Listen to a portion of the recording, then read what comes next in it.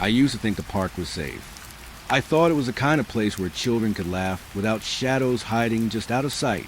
That afternoon, the sky was a flat gray, the clouds heavy and low, threatening rain but never quite spilling. I remember the chill in the air, the smell of wet grass, and how the faint rustle of the trees sounded like whispers if I listened too closely.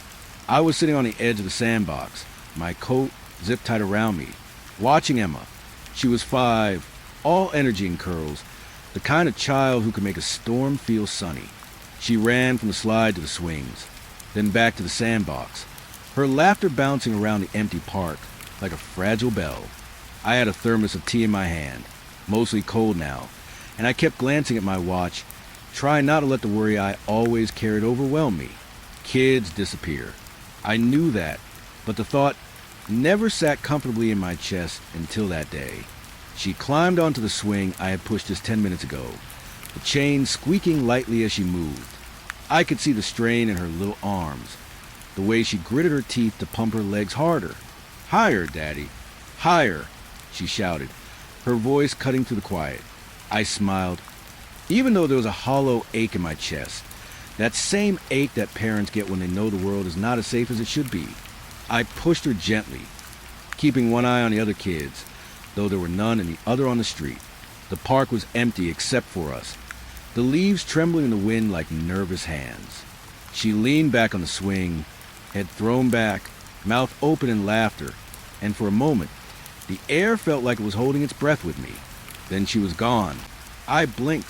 At first, I thought it was some trick of the wind, a momentary lapse, because her swing was moving, sure, but there was no weight in it. I dropped the thermos. The sound of it hitting the ground echoed too loudly. I called her name. "Emma, Emma, come back." My voice sounded strange, like it belonged to someone else, cracking on the edges. There was no reply. I ran toward the swing, heart hammering, and the chains moved gently, almost lazily back and forth.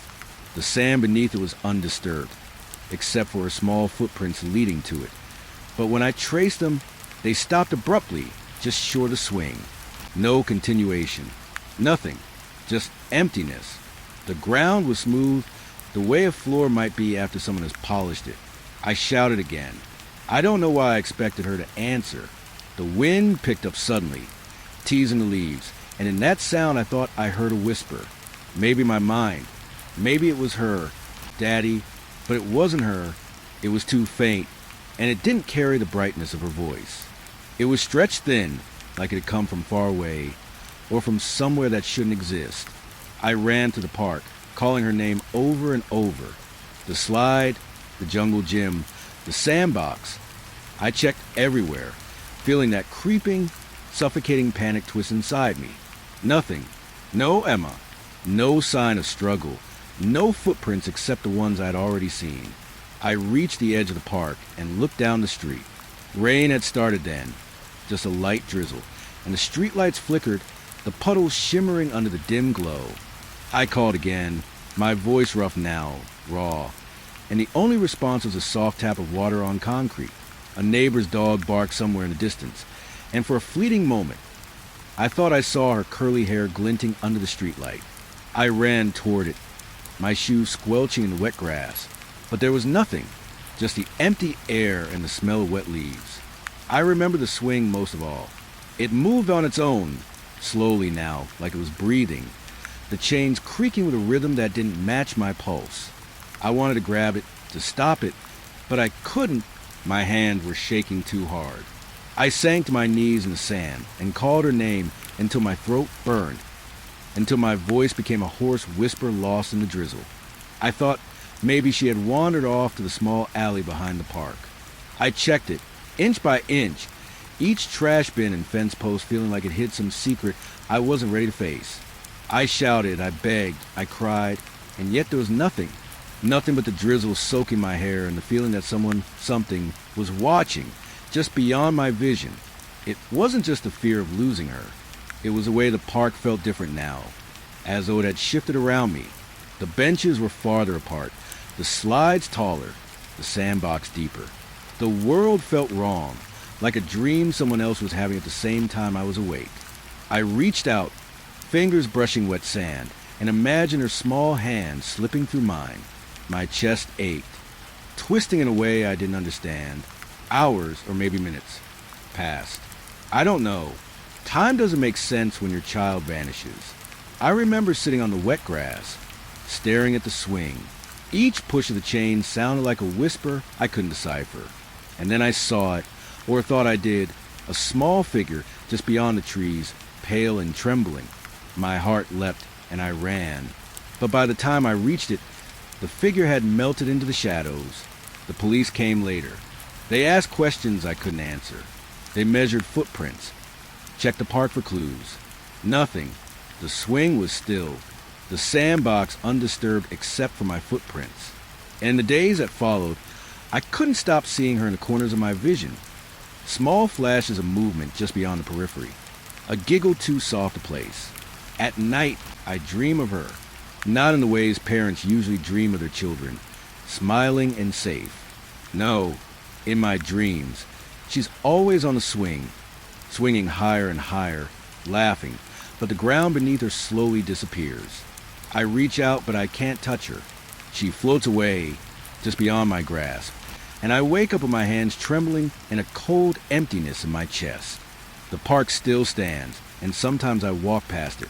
The swing swayed gently in the wind. The slides glint with the rain, and I swear I see a small figure at play, laughing. But when I look again, there's nothing, just the echo of a laugh, carried away by the wind, leaving me wondering if she was ever really there, or she was taken the moment I blinked. I don't know what happened to Emma. Sometimes I tell myself she wandered off, got lost, someone found her. But deep down, in the quiet moments when the rain is soft against my window, I know it isn't that simple. There's a weight to her absence, a hollow space that doesn't belong in the world. And I know that somewhere just beyond my sight, she's waiting, maybe swinging, maybe calling, maybe trapped in some place I cannot reach. I sit with that thought most nights, staring at the darkness, listening to the rain tap against the roof. The swing moves in my mind back and forth, and I wonder if she is laughing, or if it is just the wind pretending. And I wait. I woke to the sound of rain tapping against the window, soft at first, then heavier, like tiny fingers drumming insistently. I hadn't slept. I couldn't. Emma's disappearance had lodged itself inside me, a weight that pressed my chest flat every time I tried to breathe normally. I kept picturing that empty swing, how it swayed with no one in it, how the chains creaked like a heartbeat that wasn't mine. I had to go back. I had to see the park in daylight, even if the sun wouldn't make sense anymore. By the time I reached the playground, the drizzle had turned into a steady rain. My coat was soaked through in minutes, the fabric sticking to my arms, my hair flattened against my forehead. The park looked different. It always does when you're looking for something that isn't there. The swings hung motionless. The slide glistened with water, and the sandbox had become a pale, muddy pool. But it wasn't the mud that made my stomach tighten. It was the footprints. I froze before stepping onto the path. There, pressing the wet earth, were footprints. At first, I thought they were hers. Small, 5-year-old imprints leading from the slide to the swings, exactly where she had run moments before she vanished. But as I followed them, the ground seemed to stretch, elongating in a way that made my chest tighten. The footprints grew unnaturally long, each one too large for any child, and yet too narrow for an adult. They wound across the playground in patterns that didn't make sense, as if someone or something had been walking sideways, circling, always just out of reach. I call her name again. My voice was rough, echoing off the wet metal and empty benches, swallowed immediately by the rain. No answer. I followed the footprints, careful not to slip in the mud, and I realized with a sick twist in my stomach that the prints didn't lead anywhere. They curved, doubled back on themselves, vanished, and reappeared in places that should have been impossible. Each step I took felt heavier than the last, like the earth itself was pressing down, warning me to stop. I crouched to examine them. The mud was soft, sticky, and dark, clinging to my fingers when I pressed down. The toes, if they could be called that, were too long, too thin, too precise, like the impressions had been carved instead of walked. A shiver ran up my spine, and I shook my head. I tried to tell myself it was the rain playing tricks, that my mind was bending what I saw. But deep down, I knew this was something I had never seen before, something I didn't understand. I traced the path with my foot, following the longest of the footprints toward the swings. I could feel my heart pounding, a drumbeat in my ears, echoing the swing's quiet creak. It moved again just slightly, as if nudged by an invisible hand. My hands tightened around the edges of the swing's chains, cold and slick with rainwater. The footprints stopped at the base of the swing. There was no continuation, no trail beyond it, just mud disturbed, pressed down as if someone or something had stepped into the air itself. I stumbled back, my mind spinning. I wanted to scream, wanted to run home and lock every door, but my feet stayed rooted in the muddy ground. There was a noise behind me, faint at first, like the brush of a footstep in wet leaves. I turned quickly. Nothing, just the rain, falling steadily, turning the playground into a blurred, shimmering painting of gray and green. I thought I saw a small figure dart behind the slide, and my stomach clenched. "Emma?" I whispered. No reply. The figure wasn't there. I started walking the perimeter of the park, eyes darting, ears straining. Every puddle reflected strange shapes, elongated shadows that moved differently than the trees, as if they had a mind their own. I squatted near one of them and saw it again. The footprints reflected, but in the puddle, they were perfectly formed like a child's, not the impossible elongation in the mud. I reached down, hoping, praying, to touch something real, and the reflection shivered. A ripple ran across it, distorting the shape. I jerked back. I wanted to leave. I wanted to tell myself it was my imagination, but I couldn't. I had to know. I moved toward the sandbox. The prints that were dense, overlapping, almost frantic. And then, the strangest thing, I noticed something new, tiny indentations, deep in the rest, arranged in a pattern I couldn't decipher. They looked almost like hands, human hands. But no child could make such deep impressions without hurting themselves. I ran my fingers through the mud, trying to feel for a clue, but it was slippery, cold, unyielding. The swings creaked again. I glanced over. The chains were moving slightly, and in the corner of my eye, I thought I saw Emma, her hair wet and stringy, hanging over her face, swinging slowly, almost lazily, like she didn't notice me. I ran to her, but when I reached the spot, there was nothing, just mud, footprints, and the faint, lingering impression of a child. And yet, the mud was shifting again, as if the prints were moving on their own. I sank to my knees, feeling the cold mud seeping through my coat. My hands were covered, my fingers trembling, but I couldn't stop touching it. There was something alive in the earth, something that shouldn't be. Every time I thought the footprints ended, they reappeared elsewhere, by the slide, near the jungle gym, even at the gate, leading out into nothing. They formed circles, spirals, impossible patterns that my mind refused to process. I realized then that I wasn't alone, not in the physical sense, but the park had changed. The shadows were too long, the air too thick. Each drop of rain sounded sharper, heavier, as if it were counting down. I could hear whispers, soft and distant, carried by the wind and the dripping trees. They weren't words, exactly, just fragments of sound, like laughter twisted too far. My stomach turned, and I pressed my palms to my ears. But the whispers didn't stop. They followed me, moved with me, stayed just at the edge of perception. I remembered something my mother once said. Sometimes you can sense where a missing person is if you're willing to let go of logic, to follow instinct. I wanted to believe that now. I wanted to think the footprints were a trail, that if I followed them closely, I might find her. I did. I followed the spirals and the elongated steps, each one pulling me deeper into the park, into the mud, into a rhythm that didn't belong to the world I knew. And then I saw it, a handprint, pressed into mud, enormous, stretched beyond reason. It wasn't just long, it was twisted like the hand had been forced to fit a shape it shouldn't.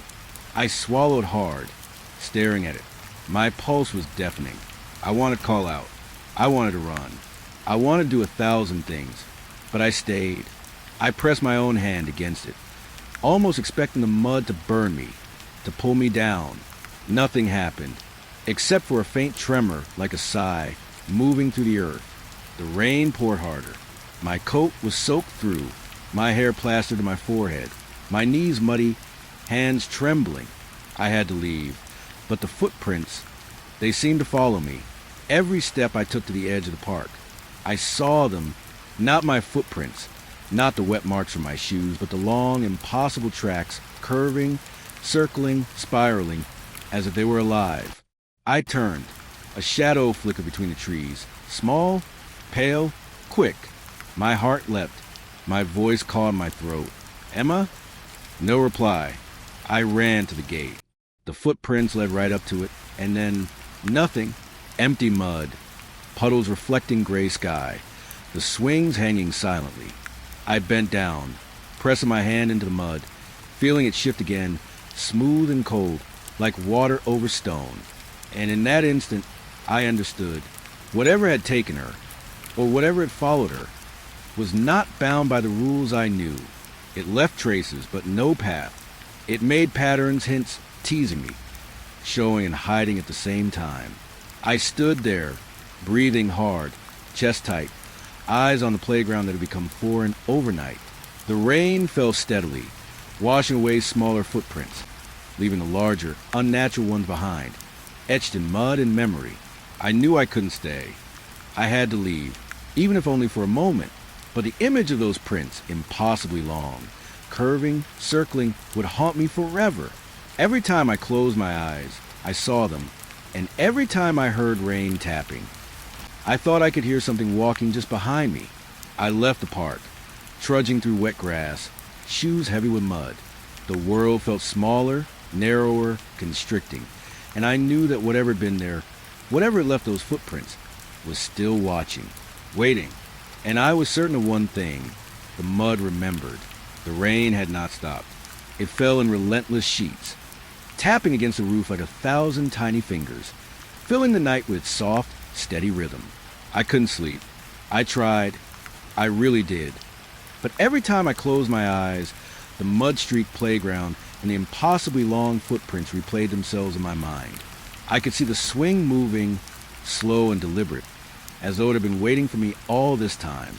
I felt the weight in my chest, the same weight I had felt the day she disappeared, pressing down, reminding me that nothing would ever be normal again till I left the house, boots sinking into the wet grass, jacket pulled tight, umbrella useless against the wind. The streetlights were weak and blurred, haloed by the rain. I knew it was irrational, but something drew me to the park. Not hope, exactly. Something darker, colder, a pull I couldn't name, but I followed it anyway to be by the time I reached the playground. The world was quiet except for the rain. The swings hung limp, chains creaking softly in the wind. The slide glistened like wet glass. And in the shadows, I thought I heard it, a whisper, soft, too faint to understand, almost swallowed by the rain. I froze, heart hammering. My first thought was that it was my imagination, that I was hearing the echoes of my own fear. But then it came again, clearer this time, a tiny, urgent voice calling my name. Daddy. I dropped my umbrella, rain drenching me instantly, and took a step forward. Emma? I said, my voice breaking. The word was swallowed by the night. Another whisper followed. Closer now, urgent but fleeting, like a leaf brushing against my ear. I strained, trying to locate the source, and my stomach turned over. It was coming from the swings, from the sandbox, from the spaces in between, as if the park itself were speaking that I walked slowly, carefully, not wanting to make a sound that would startle whatever, or whoever, was there. The air smelled of wet grass and something metallic, like iron and water. I shivered. Each drop of rain seemed heavier than the last, each one a tiny drumbeat counting down some unknown time. I called her name again, louder now, trembling. The whispering didn't stop. It multiplied, overlapping voices, all urgent, all pleading, none forming words I could understand. I reached the swings. The chains creaked faintly. I put my hand on the cold metal. Emma, it's me. Where are you? My fingers shook, gripping the chain like a lifeline. For a moment, Everything went still. The whispers paused. Then they returned, circling me, weaving through the rain. "Daddy, please!" I spun around, eyes scanning the darkened playground. But it was empty. Only puddles reflected the dim light of the street lamps, and in them, I thought I saw movement, small, darting shapes, too quick to identify. I moved toward the sandbox. My boots sank into mud with each step, squelching, leaving deep imprints behind me. I could feel the earth beneath my feet shifting slightly, soft and uneven, almost alive.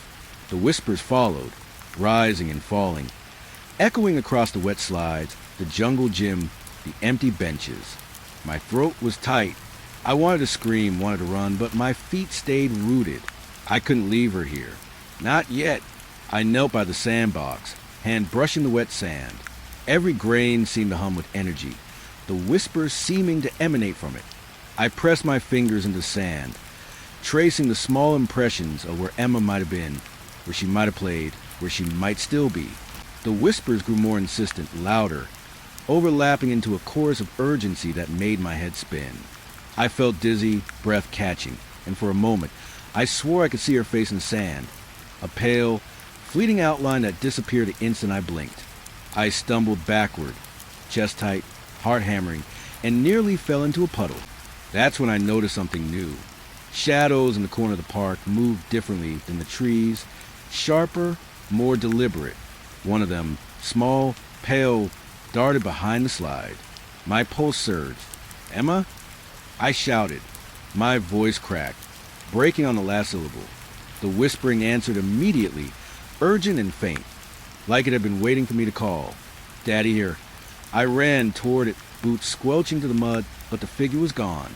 Just shadows, rain, and the faint impression that someone had brushed past me, moving too fast to follow.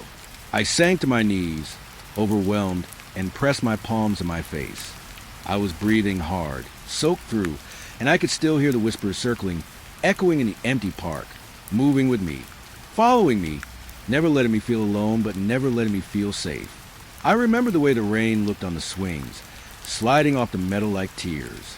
I remember the way the sand clung to my fingers, cold and wet. And I remember the whispers, always at the edge of hearing, just barely understandable, full of desperation, full of need. They weren't her voice, not exactly, but they were her somehow. I could feel it in my chest, a twisting, gnawing ache that refused to be ignored. I stumbled toward the slide, hands gripping the metal as I climbed.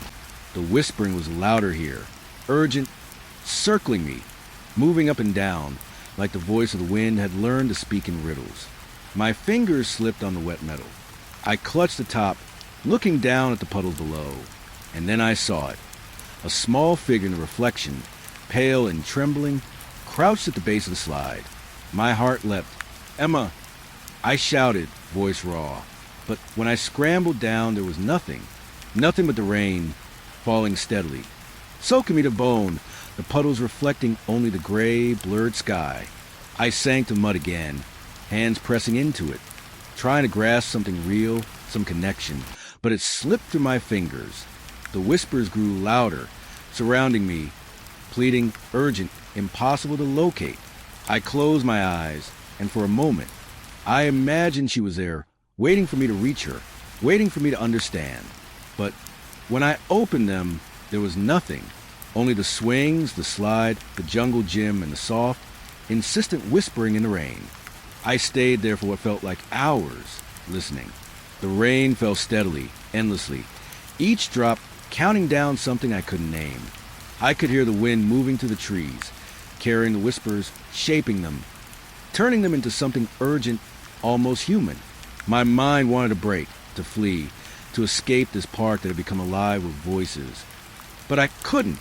I had to know, had to listen, had to feel every nuance of those faint pleas. The moon broke through the clouds for a moment, pale and thin, casting weak light over the playground. I thought I saw her again, a small silhouette near the swings, but the shadows shifted immediately, a brush of movement too quick to catch, and she was gone. I felt the cold, wet grass beneath my knees, the rain soaking my coat, the chill pressing into my bones. The whispers circle me like invisible currents, always moving, always there, always searching. I whispered back, voice shaking. I'm here. I'm right here. I'll find you. My words were swallowed by the rain, but it didn't matter. I knew somehow they reached her, or at least they reached something. Something that knew where she was, that had left her behind but didn't want me to leave, that wanted me to feel the same helplessness, the same fear, the same unending ache that I carried in my chest.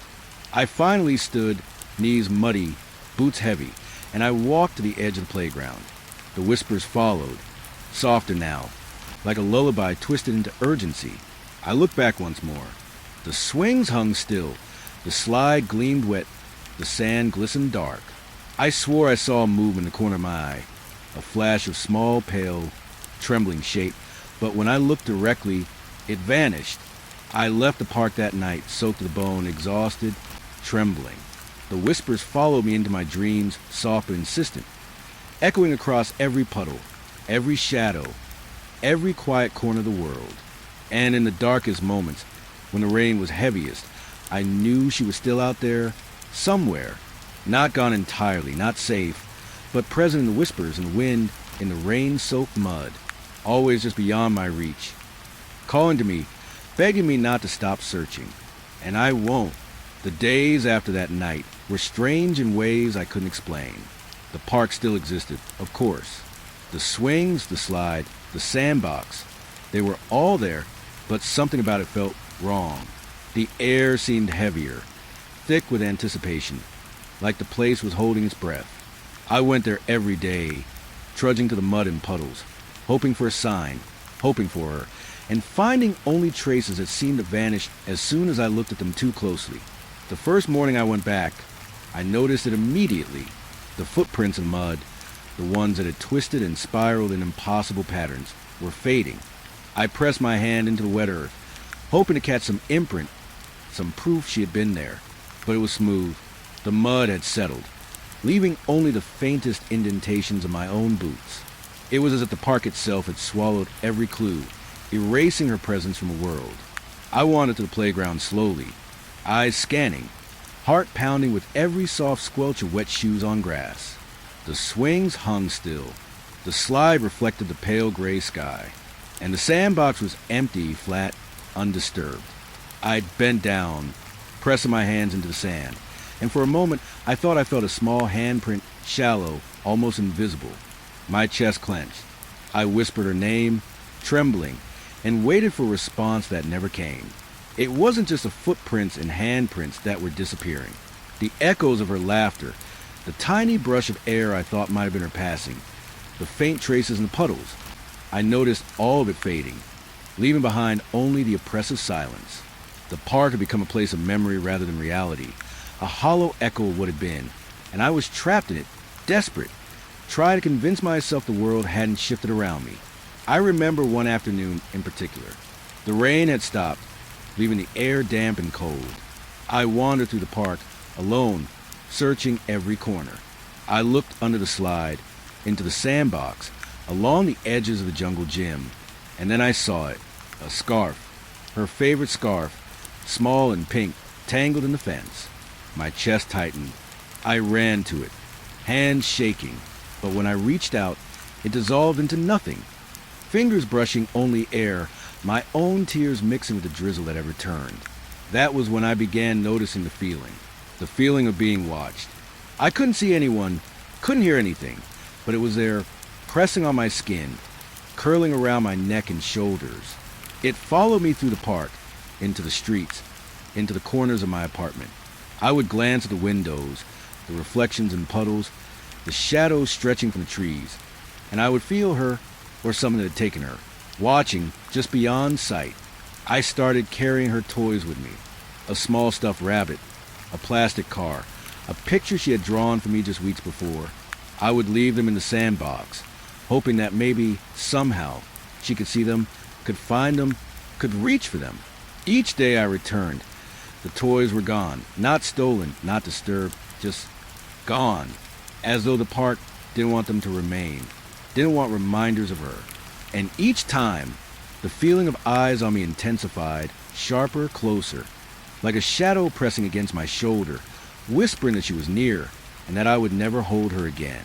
The authorities had little to offer. Missing child reports, neighborhood patrols, questioning neighbors who hadn't seen anything unusual.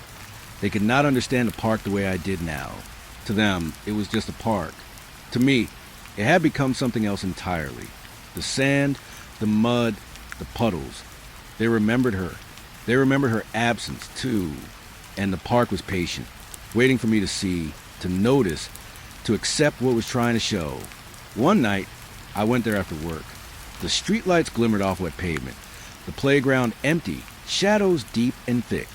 I whispered her name, again and again, until my voice grew hoarse. And then I heard it, a faint giggle, almost at the edge of hearing. I froze, heart hammering. The sound was impossible. It didn't belong here. It didn't belong anywhere. I followed it anyway, stumbling through puddles, boots sinking into mud. The playground was empty. I knew it was empty, and yet the giggle repeated, faint, high-pitched, like it had been stretched and twisted by the night itself. I bent down, pressed my hands into the wet earth, and felt it. The sand, soft and cold, moved beneath my fingers, not shifting naturally, not like rain or wind could do, but deliberate. Shapes, patterns, tiny impressions almost too small to see. Fingers? Hands? Footsteps? I couldn't tell. My mind tried to explain it, to rationalize it, but I knew there was no explanation, not one that would fit the world I had once known. The whispers came again. This time, not urgent, not pleading, but quiet, deliberate, curling around my ears. They weren't words. Not really. But they were familiar. Something about the cadence, the rhythm, the faint panic in the sound. I knew it. I knew it was her. Or what had been her. I shivered. I called out, but the night swallowed my voice. I felt the shadows leaning closer, folding into me, a weight I couldn't lift. I began leaving messages, notes tied to trees, small signs of her presence, hoping that if someone or something was watching, they might see them, understand them. Each day I returned. The notes were gone, erased, the knots untied, the paper gone. It was never wind, never rain. The park itself seemed to be rewriting reality, erasing what had been, leaving me with nothing but the sensation that I was being observed. Sleep became impossible. I dreamt of the mud, the swing, the sandbox, but always different, always wrong. Footprints in the sand leading into the sky, chains on the swing reaching toward me like fingers, whispers curling around my bed. I woke up shivering, drenched in sweat, and heard faint tapping on the window. At first I thought it was rain, but the sound had rhythm, deliberate, like something waiting for me to notice, something that remembered. I began to avoid mirrors. When I glimpsed my reflection, I thought I saw her in my eyes. Not as she was, not as she is, but as she had been, the small child I could no longer reach, trapped in some place beyond sight. And every time I looked, the sense of being watched intensified, pressing against my chest, curling into my ribs, a constant reminder that she was somewhere near, even if I would never touch her again. I spoke to people less. Friends, neighbors, co-workers. They asked questions I couldn't answer. They offered platitudes, promises of help, to stay vigilant. I nodded, smiled, and walked away, because I knew they would never see what I saw.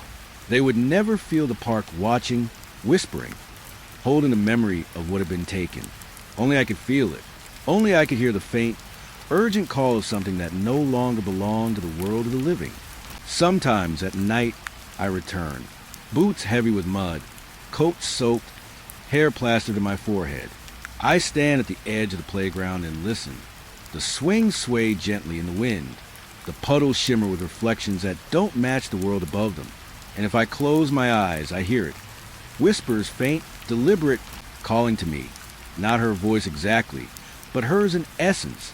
The pattern of her laughter, the rhythm of her breathing, the echoes of a life that has been stolen or hidden just beyond reach.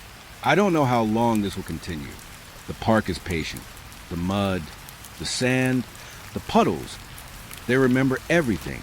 I know that now, and the longer I wait, the stronger the feeling becomes. The feeling of eyes on me, watching, waiting, expecting. I can't leave it alone. I can't stop searching. Even now I feel it, a presence just out of sight, lingering at the corner of my vision. Sometimes I swear I see her, small, pale, trembling, vanishing the instant I blink. The whispers remain, echoing through the rain, the mud, the silent swings. They are everywhere and they are nothing. They are memory and absence all at once, leaving me with constant ache, a gnawing, endless dread, and the certainty that I will never truly be alone. And so I return, each day, each night, to the park that remembers, that watches, that whispers. I press my hands into the cold mud, hoping, praying, waiting, hoping that if I stay long enough, listen close enough, I might finally understand, or at least feel her one last time before the echoes fade entirely. It was one of those nights that should have felt ordinary, the kind of sleepover you'd tell your parents was just hanging out. But nothing about that night felt ordinary. I remember the house humming with the low heat of summer, the fan spinning lazily above us, the faint smell of popcorn from earlier. We had spent the evening watching movies, joking, laughing, pretending that everything was simple, that nothing dark could touch us in that little suburban bubble. It was around midnight when my stomach growled, and I realized I hadn't eaten since dinner. I slipped out of the living room, trying not to wake Sam, who had dozed off on the couch halfway through a scary movie. The kitchen light flickered briefly when I flipped the switch, the bulb buzzing like it was about to give out. I told myself it was nothing, just a flicker, and grabbed a couple of granola bars from the pantry. I remember the fridge door squeaking, that high-pitched, drawn-out sound that always makes you tense up for a second, and how the quiet of the house felt strange, too large, too empty. Every creak of the floorboards, every hum of the refrigerator seemed amplified, as though the house itself was listening. I laughed to myself, a little too loudly, trying to shake off the feeling. Sam would have made fun of me for being jumpy. I munched on a granola bar, leaning against the counter, staring out the kitchen window. The street was dark, the neighbors' houses silent, shadows pooling in the yards.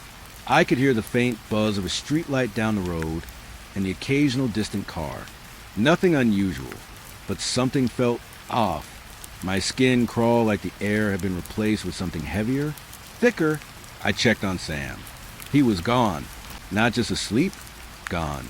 I blinked, confused, and the couch was empty. I called his name, first quietly, then louder, my voice echoing down the hallway.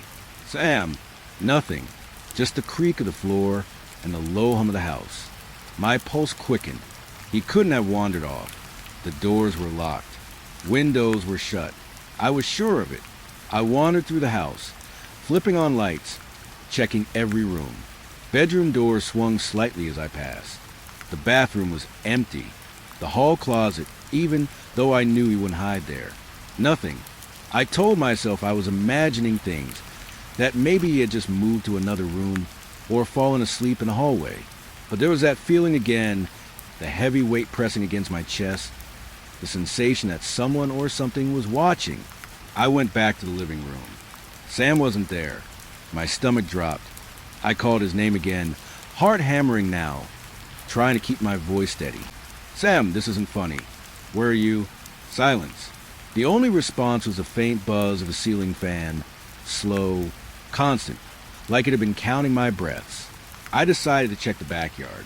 The sliding door was locked, of course, but I remember the cold draft coming to the window edges, the way the shadows pooled under the porch light, deep and uninviting. I could have sworn I saw a movement there, just at the edge of vision, but every time I turned my head, it was gone, just shadows, just the night. I went back to the kitchen, trying to convince myself to calm down. Maybe he had gone into the bathroom again. Maybe he had gone into the guest room to nap. But the unease didn't leave. I couldn't shake it. Every tick of the clock sounded like a warning. Every hum of the refrigerator, a low, mocking laugh. My hand shook as I reached for the pantry again, needing something to ground me, some normality. Then I heard it, a faint thump, soft but deliberate, coming from upstairs. My heart froze. I tried to tell myself it was nothing. Maybe the house settling, Maybe Sam had jumped onto his bed, but the rhythm was too precise, too intentional. I paused, listening. Another thump, then another. It was moving, footsteps pacing slowly, softly, deliberately. I called his name again, my voice shaking, louder this time. Sam, stop. Come on. Silence. The footsteps continued, just above me, pacing the upper hallway, circling a room I knew well. I felt frozen in place, staring at the bottom of the staircase, wondering if I should run, scream, or just stay silent and hope it wasn't playing a prank. But I knew it wasn't a prank. I climbed the stairs slowly, each step creaking under my weight, each one echoing in the stillness. I reached the top, and the footsteps stopped. The hallway was empty. Sam's room door was closed. I pressed my hand to the doorknob. It was locked. That was impossible. I remembered locking it when we had set up the sleeping bags earlier, and the window was shut. I took a deep breath, trying to calm the panic rising in my chest. I knocked softly. Sam, it's me. Open up. No answer. Only the faint hum of the ceiling light and the occasional soft squeak from the floorboards somewhere deeper in the house. I knew he was inside, or something was, but the absence of sound, the stillness, was worse than anything I had imagined. I remembered the granola bar. Stupid, I thought, but I needed something to steady my hands. I tore the wrapper slowly, the crinkle of the paper deafening in the quiet. I ate. Try to ignore the sense of being watched, the creeping feeling that the shadows in the room had shifted while I wasn't looking. Then I heard it again. A whisper, just a breath of sound, soft, like someone exhaling through the door crack. Help! It was Sam's voice, I thought, but not really. It was thinner, stretched, distorted, almost like the air itself was shaping his voice into something else. My pulse went wild. I leaned closer, pressed my ear to the door. Sam? What is it? Silence. The whisper came again, closer this time. Urgent, fragile, impossible to pinpoint. I pulled back, my hand trembling. My mind tried to rationalize it. Maybe he had a phone in his room. Maybe someone else was there. But that made no sense. The house was locked. We were alone, and yet the whisper persisted, curling around my thoughts, tugging at my chest like a cold hand. I kicked the door lightly. Sam, stop messing around. I'm serious. The whisper dissolved instantly. My ears rang from the sudden silence. I stood there, breathing hard, ears straining, heart thundering. And then I heard the floorboard creak behind me.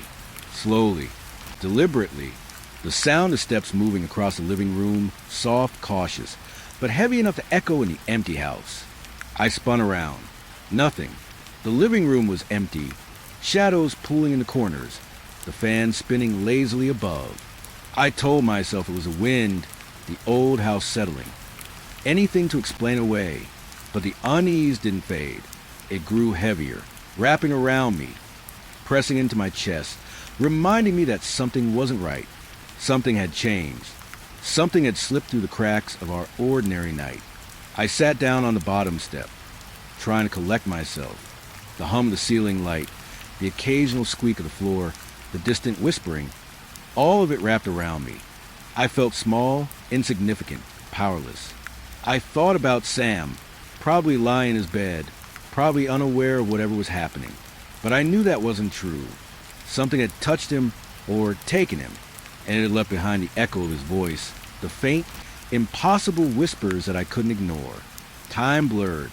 I can't say how long I sat there, listening to the silence that wasn't silent, the subtle movement that wasn't movement.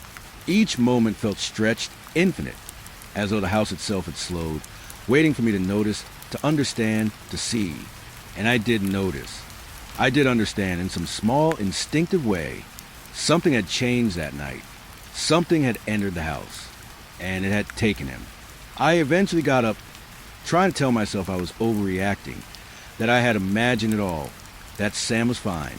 But I couldn't shake the feeling, the image of him standing in his doorway, pale and small, whispering for help I couldn't give. I couldn't explain it. I couldn't rationalize it. And that's what made it real. That's what made it terrifying. The night stretched on. I didn't sleep. I couldn't. Every creak, every whisper, every shadow felt alive. And I knew that when the morning came, something would have changed. The house, the night, Sam himself. Something beyond the ordinary had entered our world, and there was no going back. After that first night, sleep became a stranger. I couldn't stop thinking about the faint whispering, the strange weight in the house, the way the shadows seemed alive. Sam had texted me the next morning, pretending everything was fine. Just a weird dream, he said, but I knew better. I could feel it in my chest, a pressing, constant awareness that something had shifted, that the house wasn't quite the same. That night we decided to stay up, just to be sure, just to prove to ourselves that nothing could happen. We had snacks stacked on the coffee table, phones at our sides, and every light in the living room burning. The hum of the ceiling fan was the only sound at first, rhythmic, almost comforting. But I could feel the tension building, a quiet weight pressing down around us. It started small, a soft tapping at first, like fingernails brushing a window. I froze mid-bite of a granola bar, listening. Sam laughed nervously. "Probably the wind," he said, voice too bright, too eager to convince. But it wasn't the wind. It was deliberate, patterned, almost conversational. Tap, tap, tap, and then silence. I could feel my pulse in my ears, each beat echoing in the otherwise quiet room. The shadows began to move, not slowly, not naturally like the light shifting with the fan. They twisted along the walls, stretching toward us, curling around corners, retreating when we turned our heads. I tried to shake my imagination, to laugh it off, but every time I blinked, the shadows had changed shape, shifted slightly, like they were aware of my attention. My stomach tightened. Something was here, playing with us. Sam decided we should play a game. He called it Shadow Detective, a joke to keep our nerves busy. We would take turns turning on a flashlight and trying to trace the shapes on the walls. I agreed, even though my hands were shaking. The first few minutes were silly. Our shadows warped and twisted along the walls in funny, distorted shapes. We laughed nervously, but the laughter felt hollow, swallowed by the room. Then it started. I turned the flashlight toward the far corner of the living room, and there it was, a shadow that didn't belong. Not ours, not Sam's, not anything we could have cast. It crouched low, elongated, edges too sharp, angles too wrong, and it moved, slowly, calculated, toward the couch. I swallowed hard. My voice caught in my throat. "Sam, do you see that?" He looked, his face pale. "Aye." He stopped mid-word.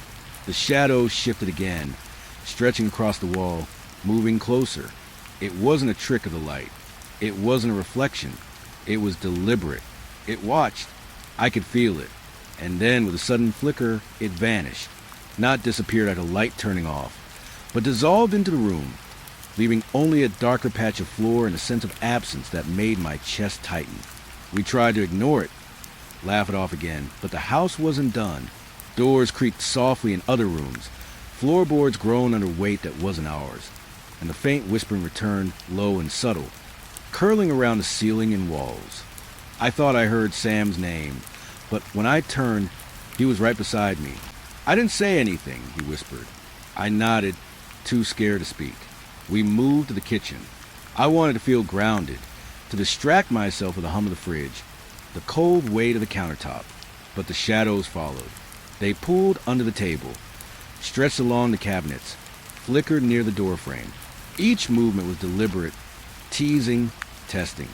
I could feel their intent, though I couldn't understand it. They weren't random. They were aware, watching, waiting. I remember the moment it escalated. Sam reached for a can of soda, and the shadow nearest to the table jerked violently, recoiling as it burned. A soft, rasping sigh filled the room, low and wet, like breath drawn through something small and sharp. Sam froze, hand midair. I froze too. The shadows seemed to pulse with that sound, vibrating in the corners, twisting on the walls. And then, just as suddenly, silence. Total, suffocating silence. The rest of the night was a series of these small horrors. Shadows leapt to the edges of our vision, whispering too faintly to understand, Footsteps echoing from rooms we had already checked, the occasional scrape or tap from above like someone pacing the attic. We tried to stay awake, tried to rationalize it, tried to make jokes to break the tension. But every laugh died in my throat. Every joke fell hollow, like we were speaking into a void that didn't want humor, only attention. By 3 a.m, we were exhausted, trembling, minds frayed. I kept glancing at the corner near the stairs, half expecting to see a crouched figure, a presence that had been moving silently with us all night. And sometimes I thought I did. Something small, shifting in the shadows, gone when I blinked, always gone. But the feeling of being watched remained, like eyes pressed into my back, unblinking, unyielding. We tried to play more games, anything to distract ourselves. 20 questions, true for a dare. But the house turned even these simple distractions into instruments of unease. The shadows moved faster now, quicker than our eyes could track. Doors creaked at impossible intervals. The whispering grew more insistent, curling around us, circling us, as though it wanted us to hear, wanted us to respond. And we could feel it, not just in our ears, not just in our eyes, but in our bones, in our pulse, in the empty spaces of the rooms. I kept thinking about what had started it, about the whispering and the wait the night before. Was it always here? Had it waited for us, patient knowing, or had we brought it out, like a flame, by being foolish enough to stay up, to watch, to notice? The idea made my skin crawl. The house didn't feel safe. It didn't feel normal. It felt like it was alive, watching, judging, waiting. By the time morning light began to seep through the blinds, pale and hesitant, we were both huddled on the couch, too exhausted to speak, too drained to move. The shadows had returned to normal shapes, stretched by the weak sunlight, harmless now, lifeless. The whispering had stopped. The house settled back into itself, ordinary once more. But we knew better. We both knew that it had not left. It was only waiting, waiting for night to fall again, waiting for us to notice, waiting for the next mistake. I never forgot the way the shadows moved, the subtle distortions that seemed impossible, the whispers curling at the edge of hearing. I never forgot the feeling of being small, insignificant, watched in a place that should have been safe. And I never forgot the cold certainty that whatever it was, it had noticed us. That first night wasn't an accident. It was deliberate. And now it was patient. Even now, when I think back, I can feel the weight pressing on my chest. The shadows that follow in corners. The whispers that curl through empty hallways. The sensation that we are never truly alone. All of it began that night. That night of the midnight snack. And the first encounter with something that shouldn't exist in our world. That shouldn't have touched us, but did. And I knew then what I know now. The house remembers. The shadows remember. And whatever had started to play with us that night, it had only just begun. It was the next night when the idea came to me. Call Sam. Not texts, not whispers, not relying on faint. Find messages he'd sent to cover the truth. Call him. Hear his voice. Listen. I told myself it was rational, responsible even. But as I dialed the number, I couldn't shake the tight knot of dread forming in my stomach. The phone rang once, twice. The ringtone echoed in the empty hallway, bouncing off the walls, stretching the seconds into something too long, too quiet. And then, static, a low, buzzing hum that made my ears ache. I pressed the phone closer, tried to adjust the angle, thinking it was just a poor connection. But it wasn't. The hum shifted into something else. Something I couldn't recognize at first. A voice, low and garbled, almost buried beneath the static. Hello. I froze. My hand shook, gripping the phone so tightly the plastic dug into my palm. Sam. I whispered, voice trembling. The line crackled, the static rising, and then the voice again. The words were wrong, stretched, distorted, like someone had taken Sam's voice and pulled it through a filter I couldn't understand. My pulse spiked, heart hammering in my chest. Sam, it's me. Please talk to me. I shouted, pacing the room, phone pressed to my ear. The static swelled, and I heard a faint, desperate giggle beneath it. It wasn't the playful laugh I knew. It was smaller, higher pitched, warped into something wrong, almost pleading. My stomach churned. What is this? I whispered, gripping the edge of the counter, legs weak. I tried again, dialed, waited, and then the distorted voice returned. This time, it said something clearer. I could almost hear the words, "He wants," and then the line went silent, the static crackling as if in warning. I couldn't breathe. I swallowed hard, pressing my forehead against the wall. My mind spun, trying to make sense of it. The words weren't Sam's, not really, but they were him or a part of him buried beneath something else. I called again, and again.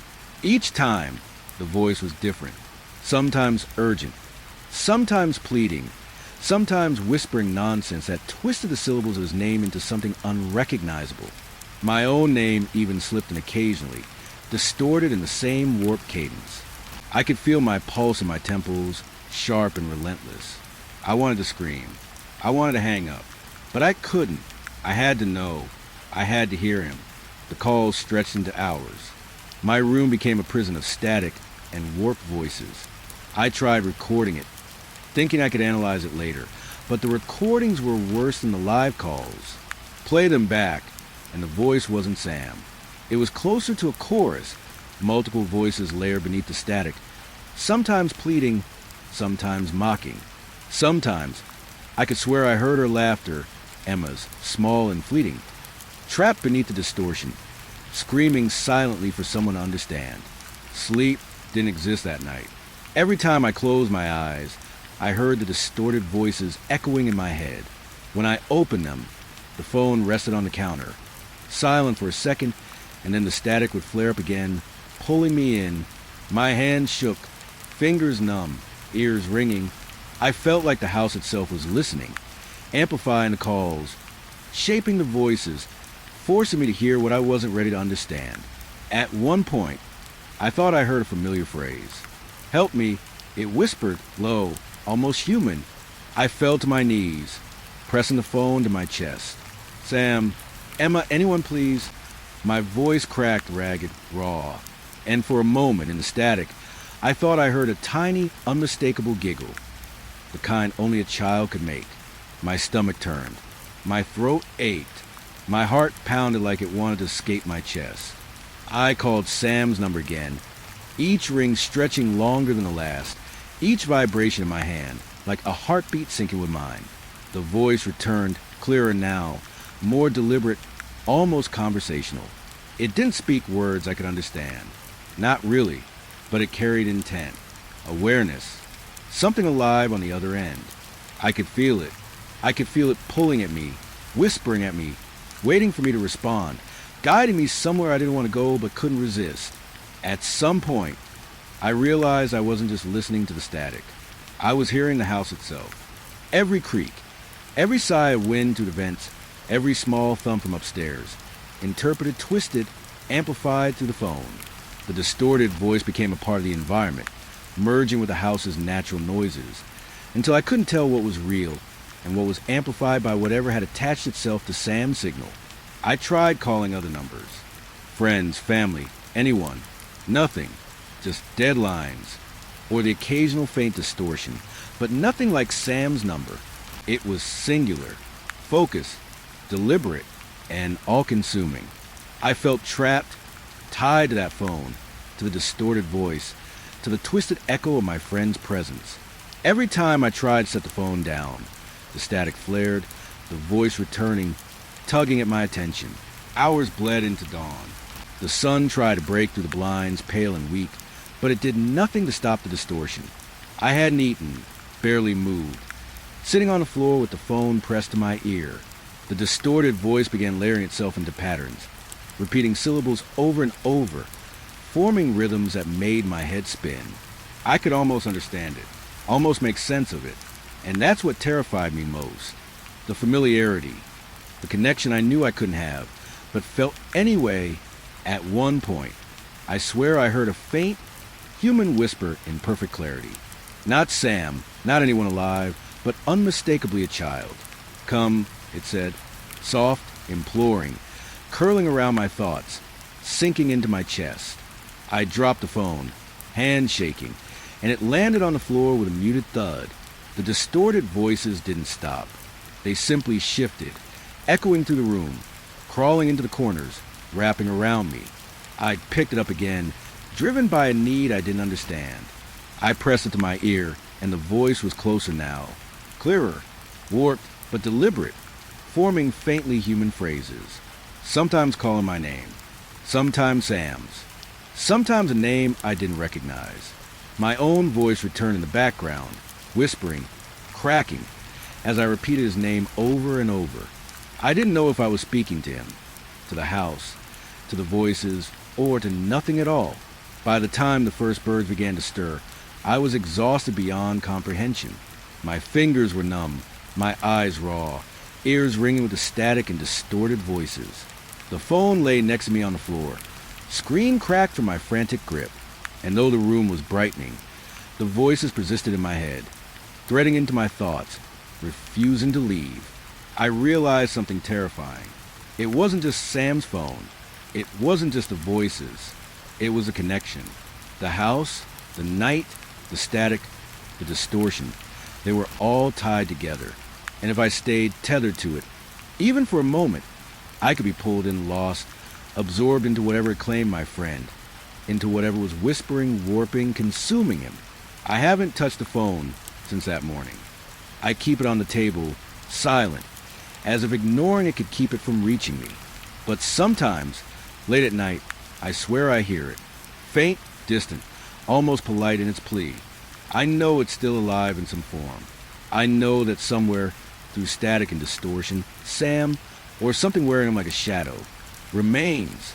And I know with a certainty I cannot shake, T. The morning was supposed to bring answers. Sunlight streaming through the blinds, the smell of coffee brewing, the familiar sounds of the neighborhood waking up. But that morning, it never came. Not really. I remember the last moments before the world went quiet. Sam and I had stayed up, trying to rationalize the events of the night before, listening to the distorted voices, watching the shadows creep along the walls like they were alive. We tried to laugh it off, to convince ourselves it was just our imaginations, just stress, just too many horror movies. But deep down, we knew it wasn't imagination. Something had come into the house. Something had been waiting for us. The night stretched long and silent after the last call. We hadn't slept. Our eyes burned. Throats dry. Hearts hammering in unison. I don't remember when exactly I lost track of time. The shadows moved with us, always there, always watching, curling along the edges of the rooms, flickering in the corners of my vision. And the whispers, always the whispers, threading through the air, curling around the furniture, calling, waiting, by some twisted compulsion. I followed the sound of movement to the back door. Sam was behind me, whispering something I couldn't understand. The whispers merged with our own voices, overlapping, echoing, shaping themselves into syllables that almost formed words. I could see the faint outline of him in the dim light, but when I reached for him, he seemed to dissolve like smoke, leaving nothing but the echo of a laugh that wasn't his. I stepped outside, drawn toward the cold night air, the grass wet with dew or rain, my boots sinking slightly into the mud. That's when I noticed the footprints. Small, wet, leading away from the house. I followed them instinctively, feeling the pull of something beyond reason. I wanted to turn back, to call for Sam, to run inside and lock the door. But something in me, something that had started the night before, wouldn't let me. The footprints twisted oddly, stretched and curved in ways that didn't make sense. They didn't match our stride, didn't match our size. They led down the sidewalk, across the street, and into the shadowed park nearby. I followed, heart pounding, eyes scanning for any sign of movement, any hint of Sam, any shred of familiarity. But the night swallowed everything. Silence pressed down, oppressive and thick, broken only by the occasional whisper of leaves in the trees, the faint hum of a streetlight buzzing overhead. I don't know how long I walked. Minutes, hours, it all blurred together. The park was empty, frozen in a moment of wet, moonlit clarity.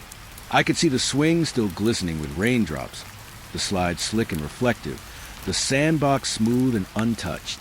Nothing moved, nothing called, except for footprints leading farther into the dark. I hesitated, staring at them, feeling a weight in my chest that made it hard to breathe. And then I noticed something else. The house. From the distance, I could see the front window. No light, no shadow of movement, no sign that anyone had been inside for hours. The front door was closed, perfectly normal from here, but I could feel it somehow.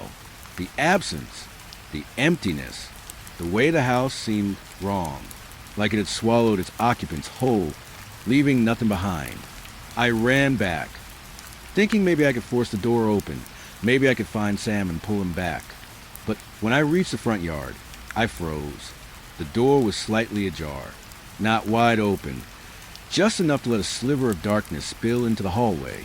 I swallowed hard, pulse racing, and pushed it slowly. The house was empty, perfectly, horrifyingly empty. No Sam, no me, no sound of life, just a faint echo of our breathing, the faint lingering scent of popcorn and soda, and the shadows stretching across the walls, still alive in their own way, waiting. I called for him, my voice cracking. Sam, Sam. Silence, just silence. I moved through rooms methodically, touching the furniture, checking closets, opening doors, peeking into every corner. Nothing. No sign of struggle. No sign of anyone being taken. Just emptiness. And then I noticed the footprints inside. Wet, small, human, leading from the kitchen to the back door, and then stopping at the threshold, as if whoever had left them had vanished into the night itself. Panic rose like bile in my throat. I stumbled outside, following the trail again, trying to make sense of it. They led down the sidewalk, across the street, and into the park.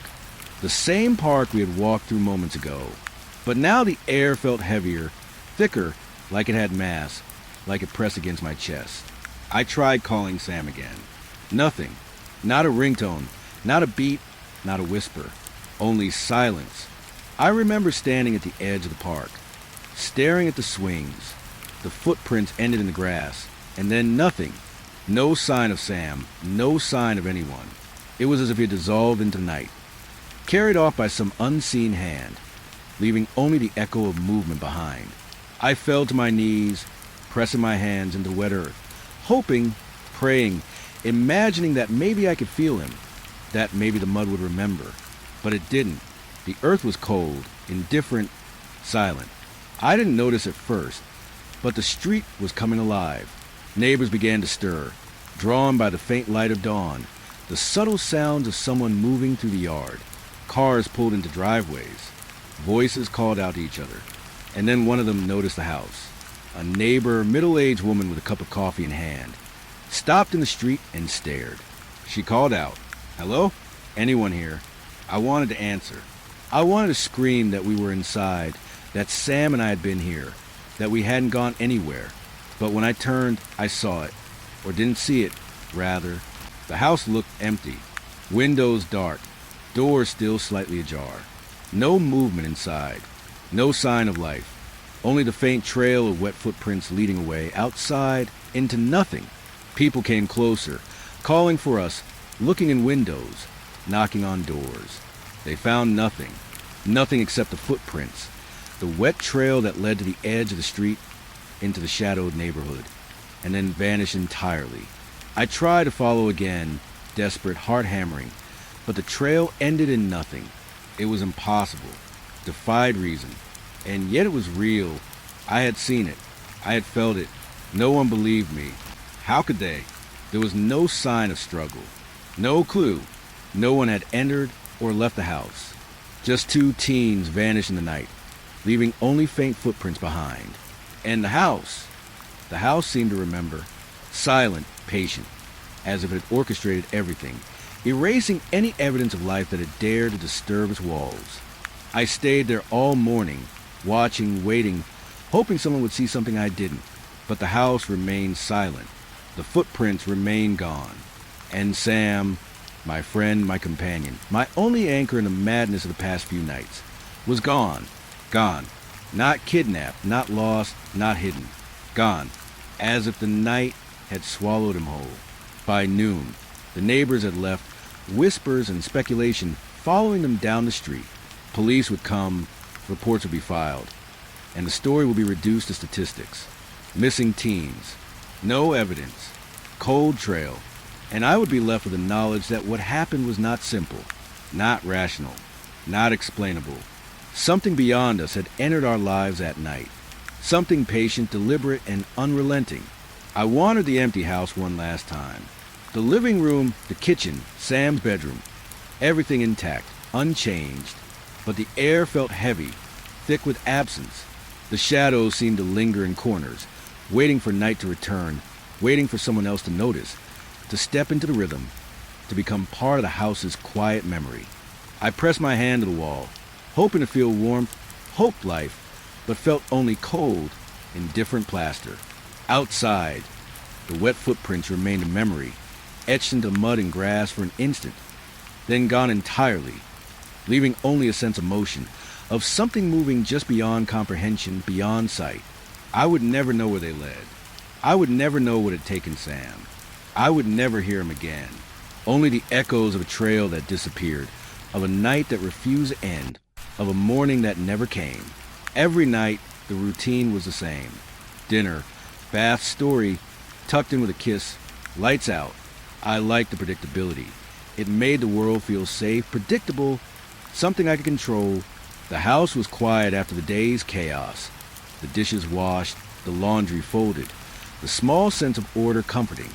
Until that night, I remember carrying Lily upstairs, her small hand wrapped in mine, her eyes heavy but curious, tugging at her hair in that absent-minded way she always did before sleep. She yawned, stumbling slightly on the last step. I tightened my grip, murmuring, "Almost there, sweetie." Her room smelled faintly of lavender, the scent lingering from the little night spray she insisted on using. The smell mixed with the softness of her blanket and the faint warmth of the room. I tucked her in, making sure the blanket covered her shoulders, smoothing her hair from her face. She smiled up at me, sleepy and trusting, the kind of smile that makes you swear you'd do anything to keep it. "Good night, Daddy," she whispered, voice soft and uneven with drowsiness. "Good night, Pumpkin," I replied, brushing her hair back again. "Sleep tight. I'll be right here." I flicked off the lamp and left the door cracked, just enough to see the moonlight spill across the floor, painting shadows along the walls. She always liked it like that, to feel like she wasn't alone. I headed downstairs, my steps slow and deliberate, trying not to make too much noise. But as I reached the bottom of the stairs, I heard it, a faint scratching. At first, I froze, unsure if I had imagined it. The sound was soft, tentative, almost polite, like nails brushing lightly across glass. I paused, listening. The house was otherwise silent. The hum of the refrigerator, the ticking of the wall clock, normal sounds. But the scratching felt deliberate, distant, yet unmistakable. I told myself it was nothing. Maybe a branch against the window, wind rattling the panes. I tried to shake it off, laughed softly under my breath. But my chest tightened anyway. There was a hesitation, a momentary pause, as though something was considering whether to make itself known. I went back upstairs. The sound stopped a moment. I reached the top step. My pulse slowed a fraction, but the feeling of being watched lingered, heavy and pressing. Lily's door was quiet. She was asleep or pretending to be. I knelt beside her bed, checking her breathing, feeling the steady rise and fall of her chest. Everything normal, safe. And then I heard it again, scratching, soft and irregular, this time from the window. Upstairs, not outside, but pressed against the glass, against the frame, like something small was trying to get in, or something trying to be noticed. I froze, hand on her blanket, my mind racing through all the rational explanations. Branches? Birds? An animal trapped? None of it felt right. My skin prickled, hair standing on end. "Lily," I whispered, voice low and steady, though my throat felt tight. No response. She murmured something in her sleep, too soft to understand. I moved closer to the window, trying not to make a sound, my fingers tracing the edge of the sill. The scratching paused as I neared, then began again, deliberate this time, almost playful in its rhythm. I swallowed hard. "It's okay," I muttered to myself, though I wasn't sure who I was comforting. Me Her? Something else? The sound continued, moving from pain to pain, as if circling, exploring, learning. My heart thumped too fast, too loud. I wanted to call out, to investigate, to turn on the light, but something stopped me. A small, instinctive voice in the back of my mind warning me to stay quiet, to stay still. I tried to convince myself to rationalize it. Old house, settling, rodent perhaps, or maybe just the imagination playing tricks after too many nights of stress and work. But none of these explanations fit. The rhythm, the pattern, the way it paused when I moved closer. It wasn't random. Not at all. It was aware, waiting. I leaned closer to the glass, listening, watching. The shadows of the room shifted with the moonlight, painting strange shapes across the ceiling and floor. The scratching grew faintly louder, sharper, as though testing my patience, testing my fear. I couldn't tell if it was inside the frame or outside. The darkness beyond the window seemed solid, oppressive, swallowing the faint glow of moonlight. I whispered her name again, soft, careful. "Lily, it's okay. Daddy's here." She stirred slightly, eyes half open, but still sleepy, still trusting. I breathed out slowly, trying to keep my own panic at bay. It was just a sound, and yet the hairs on my arms refused to lie flat. Something about that scratching wasn't natural. I stepped back, pressing my hand to the wall for support. The sound paused immediately. Silence. My ears strained. Every small creak of the house amplified. And then, just as I exhaled, there it was again, directly at the glass, deliberate, a single long scratch, slow and deliberate, as though marking a message I couldn't understand. I wanted to turn on the light. I wanted to open the window, to face whatever was there, but my body refused. My legs felt like lead, my hands shaking, my chest tight with the kind of fear that doesn't scream, but whispers in every nerve ending, in every corner of perception. Minutes passed, or was it hours? Time had no meaning in that quiet, in that stillness, in that presence that seemed to watch from beyond the glass. I stayed there, kneeling beside the bed, my eyes flicking to the window with every instinct screaming at me to run, to hide, to protect her. But I couldn't leave her. Not alone. Not with whatever it was. Eventually, the scratching stopped. Just as suddenly as it had started, the sound vanished. The moonlight seemed duller now, the shadows settling back into shapes that made sense. I exhaled slowly, trying to steady my pulse, trying to convince myself it was gone. Gone. Safe. My hand lingered on Lily's blanket, feeling her small warmth beneath my palm, listening to her slow, steady breathing. I stayed awake for the rest of the night, listening. Every small creak, every distant hum. Every whisper wind to the trees felt magnified, but the scratching never returned. And yet, even in the silence, I couldn't shake the feeling of being observed. That night, something had made its presence known. Something had tested me, or her, or both. When morning came, pale and hesitant, I went downstairs for coffee, heart still racing, trying to convince myself it was imagination, nothing more. The house was quiet, orderly, just as it always was. But I knew the truth. The night had left a mark. A lingering awareness, a pulse beneath the floorboards, a sense that we were not entirely alone. I glanced back at the stairs, the way the light fell across the railing, and shivered. Something had been watching us. Something had been there. And for the first time, I realized that bedtime routines, safety, familiarity, they meant nothing in the face of the unknown. And I knew, deep down, that the night wasn't finished. That whatever had been at the window, scratching, waiting, was still out there, still patient, still aware, waiting for the next night, the next routine, the next moment when we might let our guard down. I told myself I would be ready next time. I told myself I would not be caught off guard.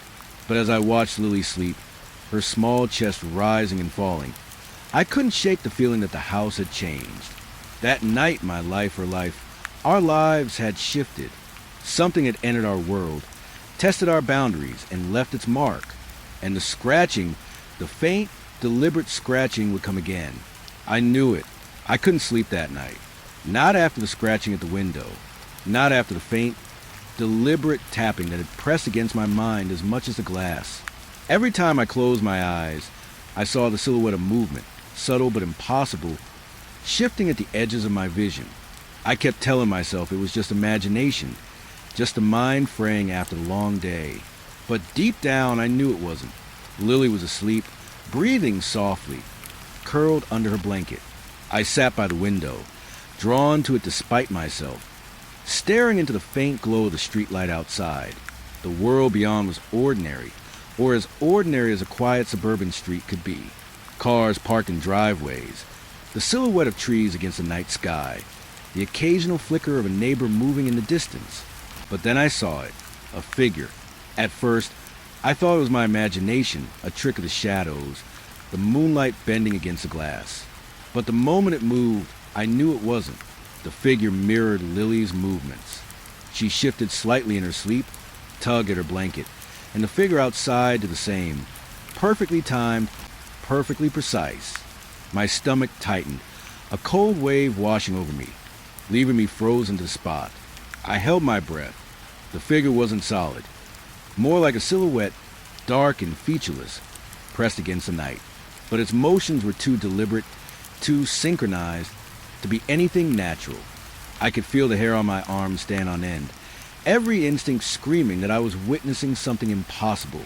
I whispered her name softly, just to see if it would react. Lily! The figure tilted its head slightly, almost mimicking the way she had moved earlier. I stumbled back, pressing my hand to my chest, trying to slow the rapid beat of my heart. It shouldn't be able to do that. It shouldn't exist. And yet there it was, waiting, watching, mirroring her. I forced myself to move closer to the glass, fingers trembling against the cold pane.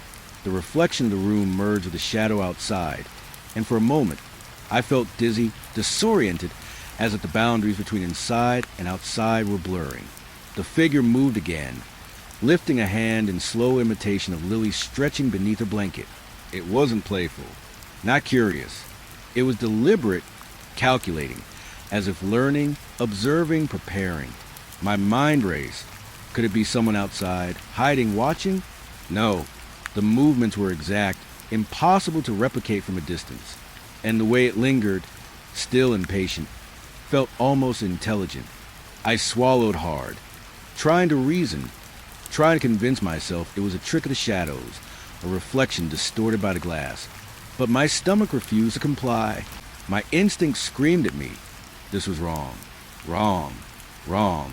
I called out softly, my voice barely more than a whisper. It's okay, Lily. I'm here. The figure paused, head tilting at the sound, moving in perfect synchronization again. My pulse spiked. Every instinct in me told me to retreat, to pull Lily from the bed and run, to leave the house and never look back. But I couldn't. Not yet. Not without knowing what I was seeing. Minutes passed, or maybe hours. Time seemed meaningless. I watched, mesmerized and terrified, as the figure mimicked every tiny movement of Lily's body. Her slight shiver beneath the blanket, the way she shifted on her pillow, the way her hands curled around the soft fabric. And then, impossibly, it began to exaggerate them. Movements became slow, deliberate, stretched beyond human capability. Her little hand flicked to her mouth, and the figure's shadowed hand stretched, elongated, too long, curling unnaturally in the darkness. I staggered back from the window, chest tight, hands shaking. The fear wasn't just for me. It was for her, for Lily. I felt the weight of responsibility pressing down like a physical force, heavier than the floorboards, heavier than the walls themselves. I had to protect her. I had to understand. But the figure didn't leave. It never blinked, never moved independently. It only mirrored, only waited, only studied. I remembered the scratching from the previous night, the deliberate patterned movements, the awareness. It wasn't outside. It had been in the room, in the house, following us, testing us. And now it was this, a reflection, a shadow, something that should not exist. I forced myself to breathe, counting in slow increments, trying to regain some semblance of control. It's okay, I whispered to myself, not her. "It's not real. It's just a trick. Just shadows." But the figure responded. Or, more accurately, it mirrored. I lifted my hand slowly, and it did the same, stretching and twisting beyond any natural range. I pulled my hand back in shock.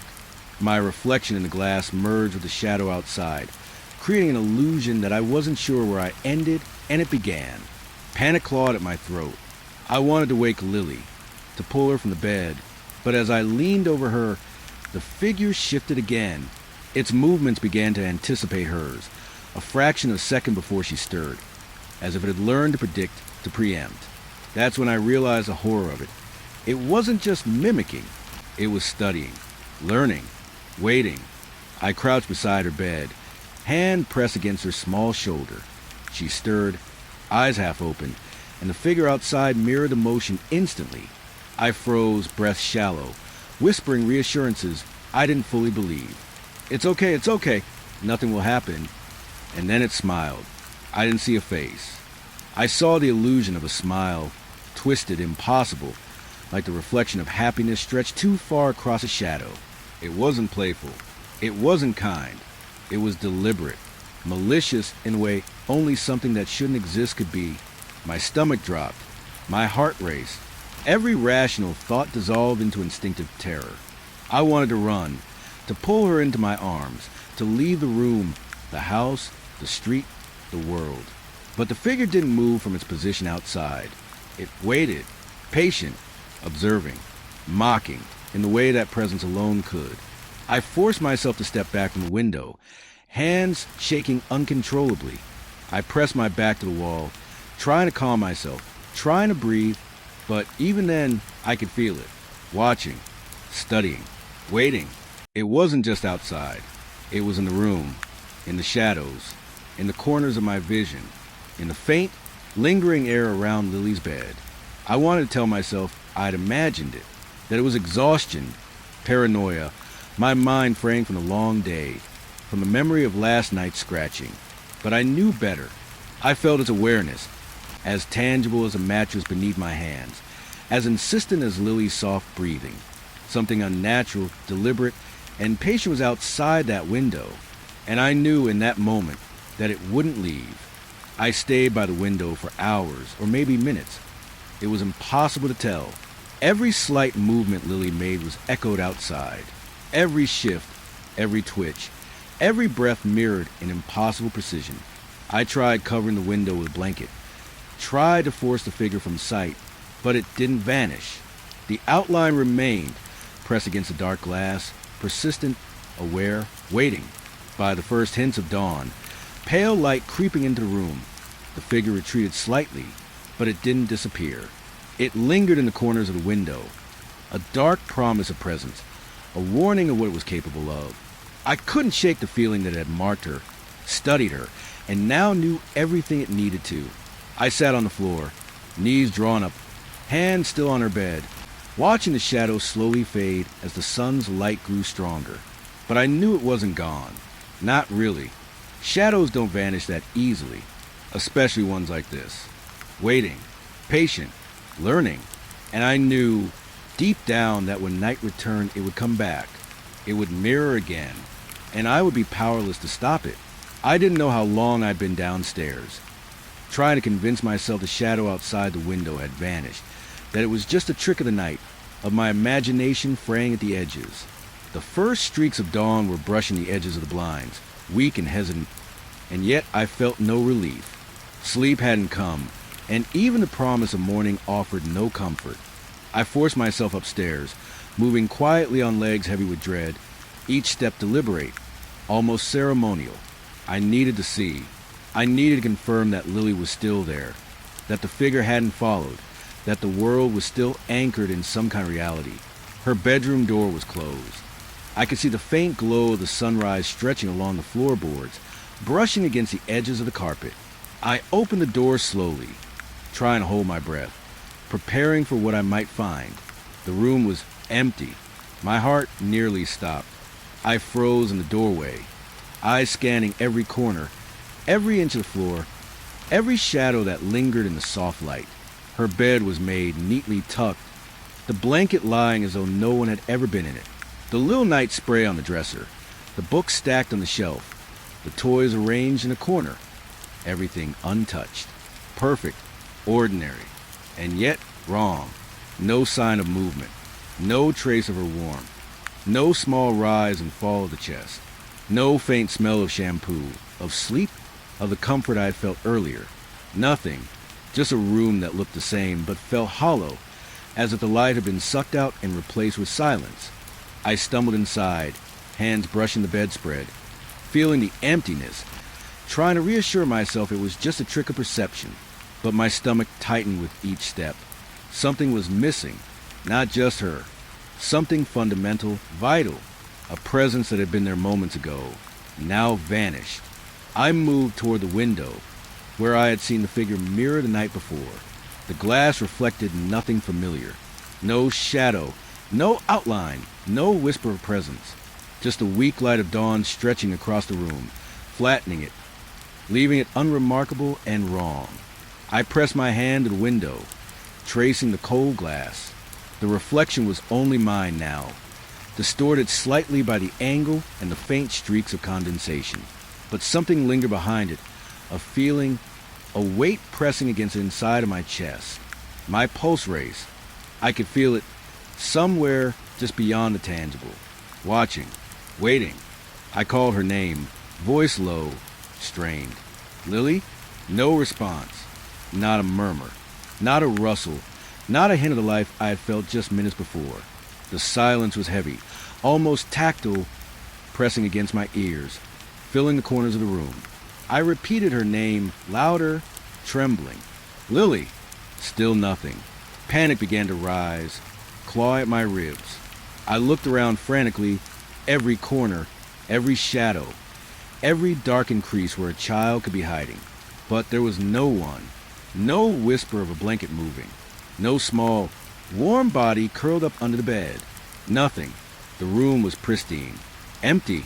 I stumbled backward, hands braced against the dresser, trying to slow my breathing. Rational thoughts crashed against the rising tide of terror. Could I have imagined it? The shadow, the figure, the mirroring movements? My mind screamed at me, told me to accept the room as it appeared, to convince myself that fear had turned imagination into reality. But my gut refused. It hadn't been imagination. I had seen it, felt it, been touched by it in ways I couldn't rationalize. I went to the bed again, kneeling beside it, pressing my hand to the mattress where she had lain. Cold, lifeless, nothing. My head fell into my hands. My throat ached. I wanted to scream. I wanted to call for help. I wanted the world to be as it had been a moment ago. But it wasn't. It wasn't, and I knew it. The emptiness of the room was suffocating. I could feel the absence of her presence like a physical force, pressing against my skin, curling around my ribs, filling the spaces where warmth should have been. I rocked slightly, whispering reassurances that were meant for me as much as for her. It's okay. It's okay, it's just a dream. She's here.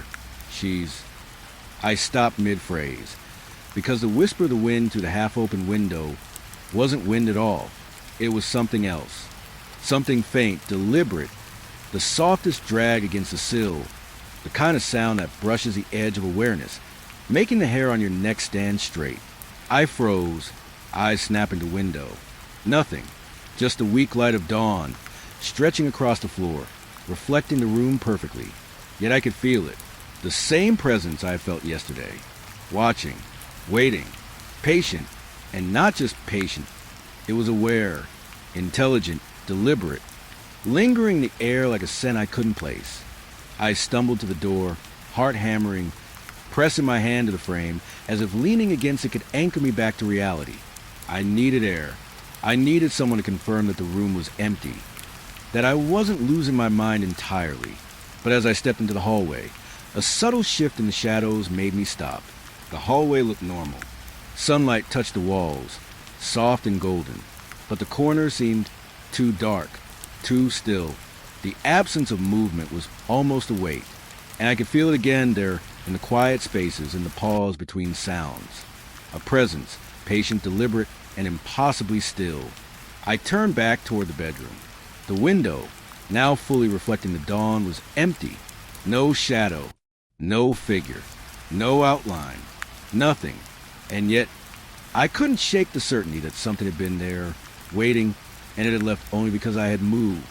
Or perhaps because it wanted me to see the emptiness, to feel the absence, to understand that it could be anywhere, that it could be watching, learning, preparing. I sat on the floor of the hallway, knees drawn to my chest, hands pressed over my face. Rational thought had fled. Logic had fled. Only raw fear remained, a cold, consuming sensation that wrapped around me, grounding me in terror, leaving me utterly aware of the fragility of the world I believed in. Time passed slowly. The room remained empty. Sunlight grew stronger. I dared to peek again. No one, no movement. The bed, the blankets, the toys, untouched, undisturbed. But the air felt heavier, thicker, imbued with the echo of presence that had left its mark, invisible but undeniable. I realized then that the room had changed. Not physically, not in any way that could be seen, but in essence. The presence had touched it, left a memory, an imprint that could not be erased. And with that realization came a cold, sinking certainty. It would return. Not necessarily tonight, not necessarily tomorrow, but it would return. And next time, I wouldn't be able to ignore it. I tried to tell myself it was a trick of the mind, a lingering anxiety, a nightmare spilling into the waking world. But I knew it wasn't. My instincts, honed over months of single-parent vigilance, screamed that something had entered our home. Something patient, deliberate, aware. And it was capable of more than scratching at windows or mimicking movements. I stayed there in the hallway until morning sun poured fully into the house, bathing the empty room in light. I touched the doorframe again, hesitant, fearful. I looked back once more at the bed, untouched, lifeless, perfectly still, empty, and yet I knew that presence lingered as close as my own shadow, waiting, watching, patient, preparing for the next night, the next moment when we might let our guard down. I didn't move from the hallway for a long time. I couldn't, not until I had convinced myself that the house was real, that the room was empty for now, that the world still made sense. But deep down, I knew that sense was fragile, shattered, and that the next time I dared to step into that room, I would not be alone. The rain had been relentless that morning. Heavy drops hammered the asphalt, pooling in little rivers along the curves, turning the street into a mirror of gray sky.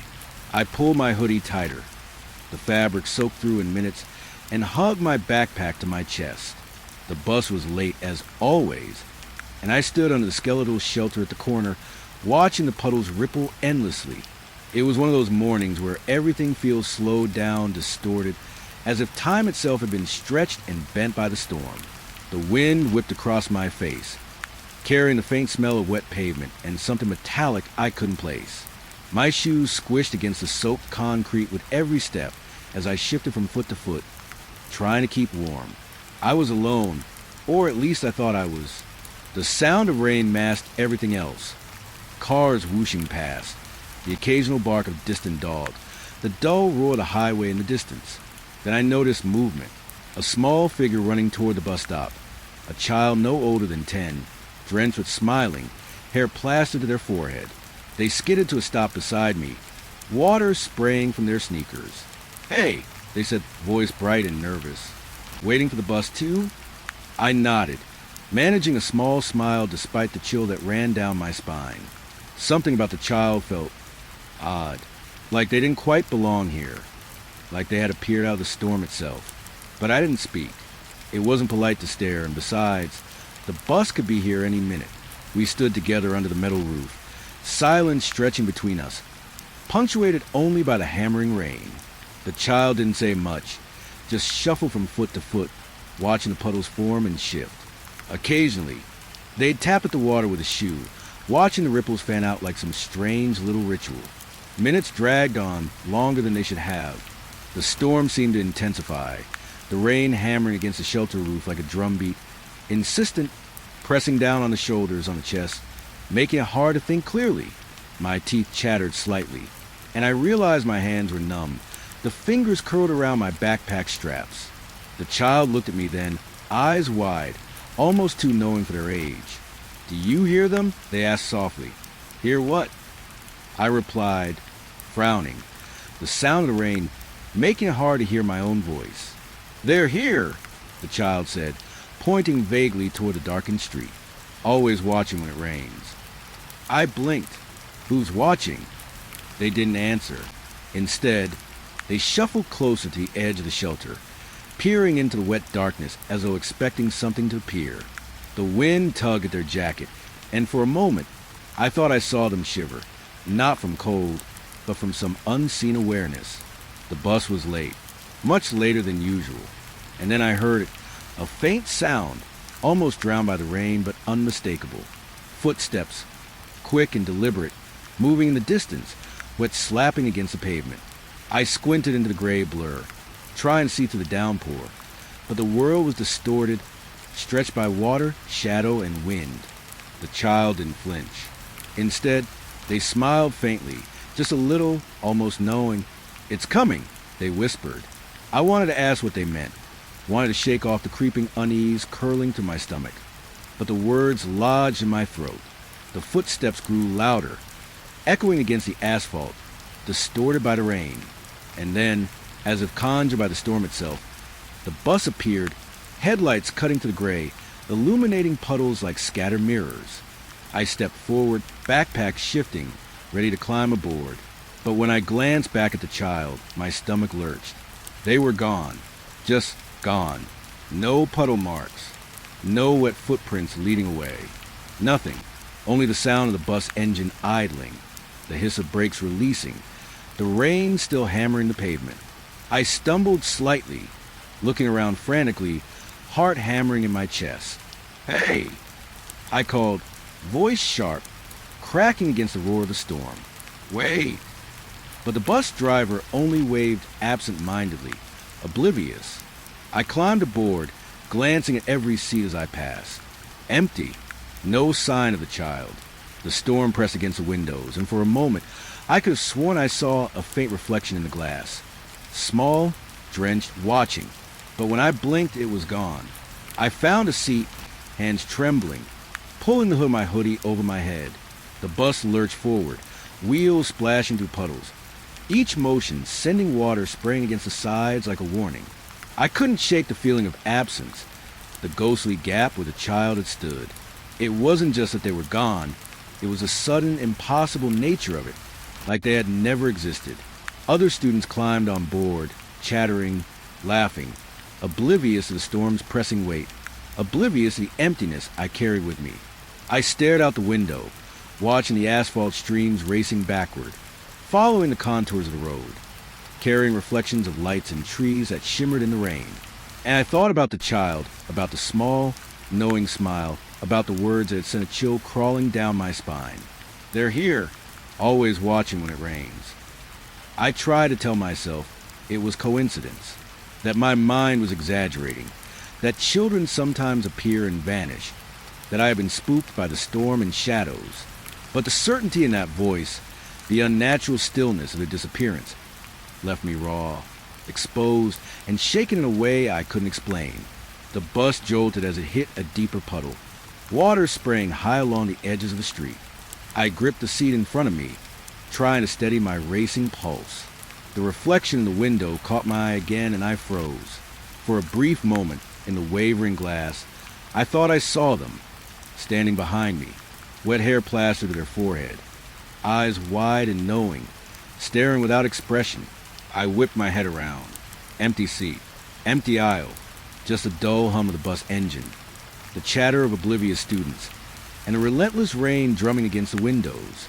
My heart thumped hard, ears ringing. I swallowed, tried to force rational thought into the chaos of fear. But the image lingered, burned into my mind, small, drenched, impossible, and gone before I could reach out. I leaned back in my seat, trying to calm my shaking hands, trying to convince myself I was imagining it. But I couldn't. Something had been there, something deliberate, something aware. The storm, the asphalt, the puddles, they had been part of its playground, and I had been an observer, helpless, caught in a moment I couldn't rewind or undo. I tried to bury the memory under routine, under the mundane, under the dull monotony of a bus ride to school. But every time I closed my eyes, the rain returned, hammering against my window, pooling along the asphalt, and I saw the child's small, drenched figure, waiting at the edge of the shelter, watching, waiting, and then gone. By the time I stepped off the bus, the rain had eased into a soft drizzle. Puddles reflected the pale morning light, distorted and uneven. I looked around the bus stop, half expecting to see them again, half hoping I wouldn't. Nothing, only wet asphalt, glistening under the faint sun, and the memory of a presence that hadn't been there a moment ago. And I knew, deep down, that the store would return. The asphalt would glisten again. The bus would arrive late, and someone small, soaked, impossibly precise, would appear, watching, waiting, and perhaps, just perhaps, disappear again before anyone else could see. After the bus left, I stayed behind at the stop, unwilling to go home, unable to ignore the unease that had rooted itself deep in my chest. The rain had slowed to a drizzle, puddles clinging stubbornly to the asphalt, reflecting the gray, cloud-heavy sky. I stared at them, feeling a pull I couldn't explain, as if the water itself wanted me to look closer, to notice something I hadn't before. I stepped forward, boots squelching against the wet concrete. My reflection wavered in the puddles, distorted by raindrops and wind, and for a moment, I thought I saw another reflection beside mine, small, crouched, observing. I blinked, and it was gone. Just the puddles, just the gray sky, just me. Curiosity and fear warred in my chest. I knelt beside one of the larger puddles, peering into its dark, watery surface. The reflection of the streetlight above flickered weakly, distorted by ripples, and for a heartbeat, I thought I saw the small child from before standing at the edge. But the water was empty. Nothing, just a faint echo of the rain. I stood, brushing wet hair from my face, trying to shake off the feeling that something had been there and had moved while I wasn't looking. And that's when I noticed the tracks. At first, I thought they were ordinary footprints, small, childlike impressions in the thin mud around the puddles. But as I bent closer, heart hammering, I realized something was very wrong. The prints were impossibly long, stretched in ways that no human foot could create. Each step disappeared mid-stride, as if the person, or whatever it was, had simply vanished into the air. I traced the edge of a puddle, fingertips brushing the wet mud, following the tracks with growing dread. The prints twisted in strange, unnatural curves, bending around corners in ways that made no sense. They didn't follow the pattern of the sidewalk or the street. They meandered, almost playful, almost deliberate, leading nowhere and everywhere at once. I took a step back, heart racing, trying to convince myself it was a trick of the mud, the rain, the distorted perspective, but the evidence was there, clear, disturbing, impossible. I bent again, noticing subtle indentations in the dirt where the prints had vanished, as if the weight of the foot had lingered in the air for just a moment before nothing remained. "Who's there?" I whispered, voice cracking against the quiet drizzle. My breath fogged the cool air, but no answer came. Only the faint drip of water from the roof of the bus shelter, the soft ripple of a puddle disturbed by a stray drop, the echo of my own heartbeat pounding in my ears. I followed the tracks cautiously, each step hesitant, shoes sinking slightly into the wet asphalt. The further I went, the more impossible they became. Prints that should have been tiny elongated into grotesque shapes, curling like ribbons before vanishing entirely. I crouched, tracing one that bent impossibly around a puddle, feeling the cold mud smear beneath my fingers. It was deliberate. It wasn't random. Whoever, or whatever, had made them had wanted to be seen, wanted to be noticed, and that realization sent a shiver crawling down my spine. The tracks weren't just evidence of presence. They were a message, a warning, a tease. I remember the child from the bus stop, that small figure, drenched, knowing impossible, and the unease deepened. These tracks were theirs, or they belonged to whatever had taken them, whatever had made them disappear so suddenly, so cleanly. My stomach knotted. The absurdity of it didn't lessen the fear.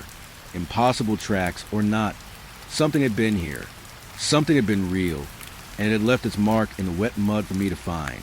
I traced another set, moving cautiously, hands brushing wet asphalt and mud. Some prints led toward the gutter, others toward the edge of the street, curling back toward the shelter as if circling me. And then I noticed one set that stretched diagonally across the asphalt, leading toward the faint darkness of a nearby alley. Each step elongated unnaturally, impossibly, before vanishing entirely. I froze. My breath caught. The alley was dark, a narrow slit between buildings where the rain pooled in stagnant puddles, where shadows clung to the walls. The tracks ended there, just at the edge of visibility, and nothing continued beyond.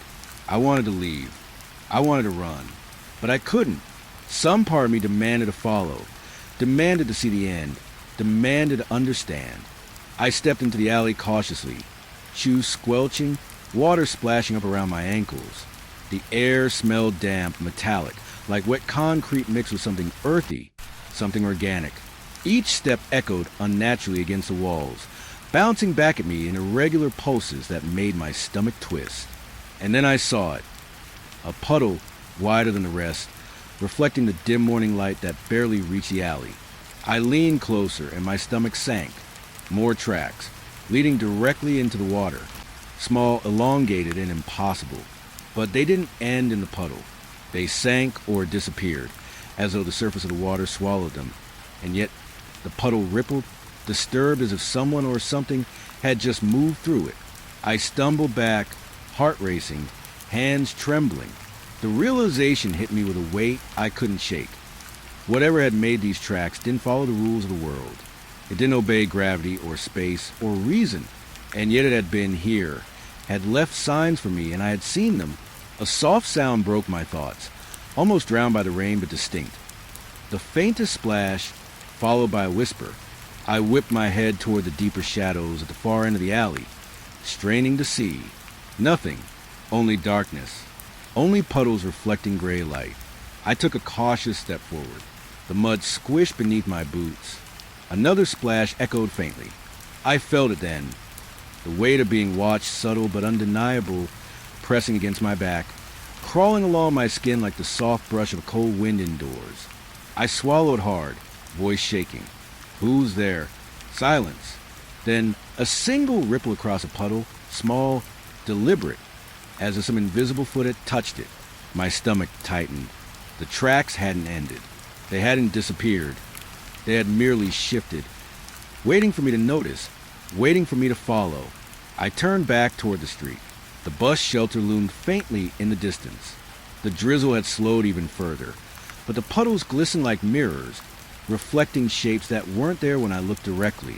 My reflection wavered in one, and for a fleeting moment, I thought I saw the small child's figure crouched, staring up at me from the wet surface. I blinked and it was gone. Panic rose, knotting in my chest.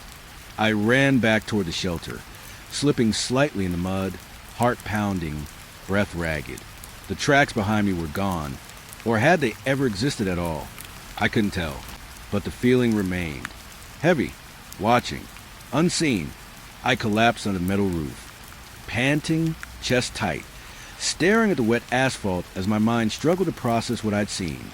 Impossible tracks, vanishing mid-step, shadows and puddles that reflected nothing but gray sky, and my own fear, and that lingering certainty that whatever had made them, whatever had left its mark, was still there, still observing. I didn't speak to anyone about it. No one would understand. How could they? Impossible tracks don't make sense. They don't exist. And yet I had seen them, traced them, felt the presence behind them pressing against me in ways that no rational explanation could erase. Hours later, when I finally reached home, I dried my soaked clothes, tried to convince myself it had been the storm, the shadows, exhaustion twisting my perception. But every time I closed my eyes, I saw them again. Each elongated step, each mid-step vanishing, the ripple across the puddle that shouldn't have moved, the faint reflection of a small, wet figure staring back at me. And I knew, deep down, that the tracks weren't just evidence. They were a warning, a sign. Something had been here, had observed, and had left a trace for me to follow. Something that didn't belong. Something that could vanish, only to reappear at will. And that realization pressed down harder than any storm, heavier than any puddle, colder than any rain. It was patient, deliberate, waiting for the next moment, the next chance to make itself known again. The bus smelled like damp seats and exhaust, a faint tinge of wet rubber that clung to the air. I had taken a seat near the middle, still shivering from the drizzle, still feeling the echo of those impossible tracks lingering in my mind. The other students chattered, oblivious to the storm outside, oblivious to the lingering unease that had wrapped around me like a second skin. The driver, a tall man with gray flecks in his hair and a permanent furrow between his brows, glanced at me once as I settled into my seat. There was a brief flicker in his eyes, something I couldn't place, before he returned his gaze to the road, hands tight on the wheel. The bus lurched forward, tires hissing through lingering puddles, splashing water against the curb. I tried to focus on the familiar routine, counting stops, keeping my eyes on the road outside the windows, but my thoughts kept returning to the child, to the vanishing tracks, to the impossible shapes that had dissolved into puddles as if swallowed by the world itself. Minutes passed, slow and heavy, until the bus hit a stretch of road lined with old houses and twisted oaks, their branches dripping wet onto the pavement. The driver cleared his throat, a dry sound that cut to the drone of rain. "First time noticing them, huh?" he said, voice low, almost conspiratorial. I frowned, not sure what he meant. Noticing what? I asked cautiously, glancing toward him. His eyes flicked to the rearview mirror, then back to the road. There was a weight in his gaze, a seriousness that made the hairs on the back of my neck stand up. "Kids," he said, leaning slightly forward, voice almost a whisper despite the empty bus. "You see them sometimes, don't you? When the rain hits just right and the puddles form." He trailed off, watching my reaction. I laughed nervously, though it sounded hollow to my own ears. I don't know what you mean." He didn't reply immediately, just kept driving, steering carefully around puddles and wet leaves. After a moment, he spoke again. "I know you do. You've got that look. The one that says you saw something you weren't supposed to. I see it in kids a lot. They see it first, then it moves on to someone else. Someone who notices." A chill ran through me. "You mean the child at the bus stop?" I asked, trying to sound casual, but my voice trembled slightly. He glanced at me briefly, eyes narrowing. Maybe not. Sometimes it's one, sometimes a few. They're here for a short while. They leave tracks, play little games, vanish before anyone else can touch them. Most adults ignore it, or they convince themselves they did." I swallowed, heart hammering. "But they're not real, are they?" The bus hit another puddle, water spraying against the windows, and he didn't answer immediately. When he finally did, it was slow, deliberate. "Depends on what you mean by real. You can see them, touch them a little, feel them in ways that stick to you, but they don't exist the way we do, not in the way you'd expect. And they don't stay long. They vanish. And sometimes you're left with nothing but a memory that feels too heavy to carry." I felt a cold knot tighten in my stomach. The memory of the small child at the bus stop, drenched and impossible, the vanishing tracks and puddles. They were all there, pressing against me, impossible to ignore. "But why me?"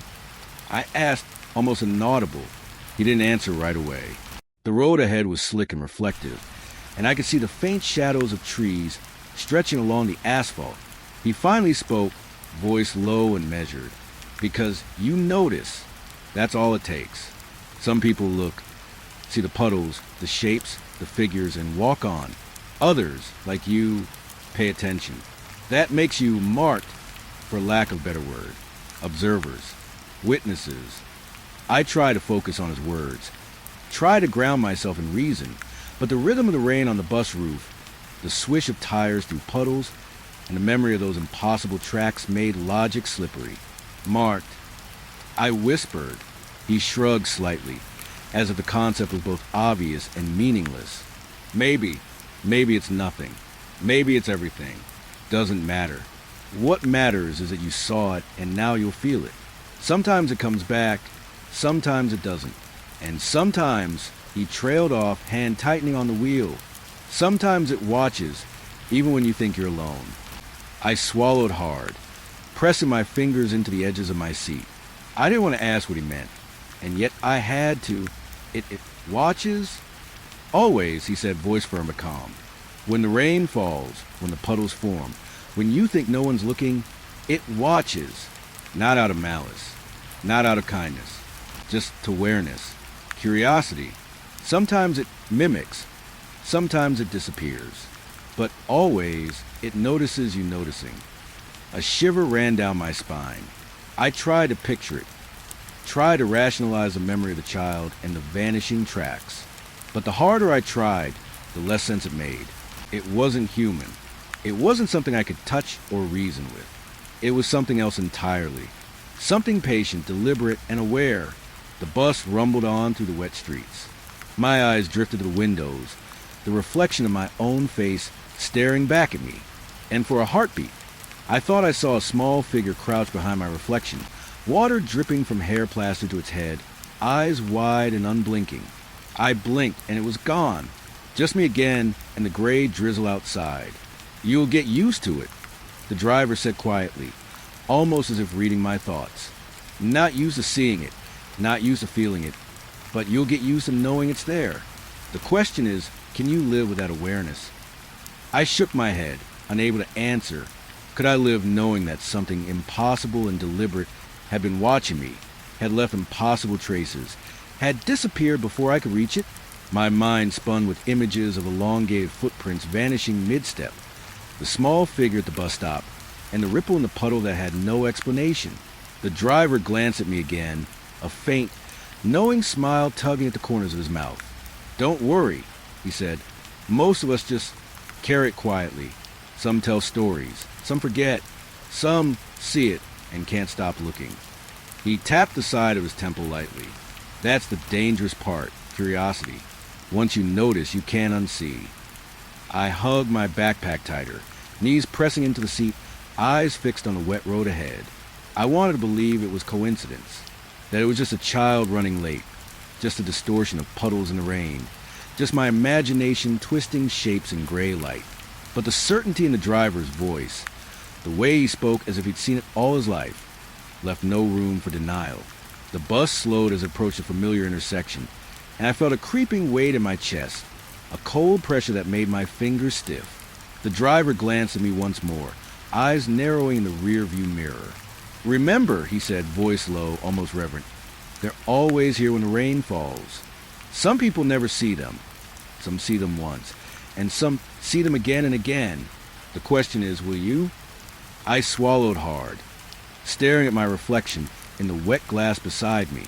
The street outside was empty, gray, and dripping, just as it had been when the bus arrived. And yet, in the corner of my vision, I could almost believe I saw a small, wet figure crouched, waiting, watching, vanishing before I could reach it. The bus lurched forward, tires hissing through lingering puddles, and the driver's words echoed in my mind. Always watching, observing, patient, not cruel, not kind, just aware. And I realized, with a sinking weight that pressed against my chest, that I had crossed a line I could never undo. Once you see it, you cannot forget. Once you notice, you cannot unsee.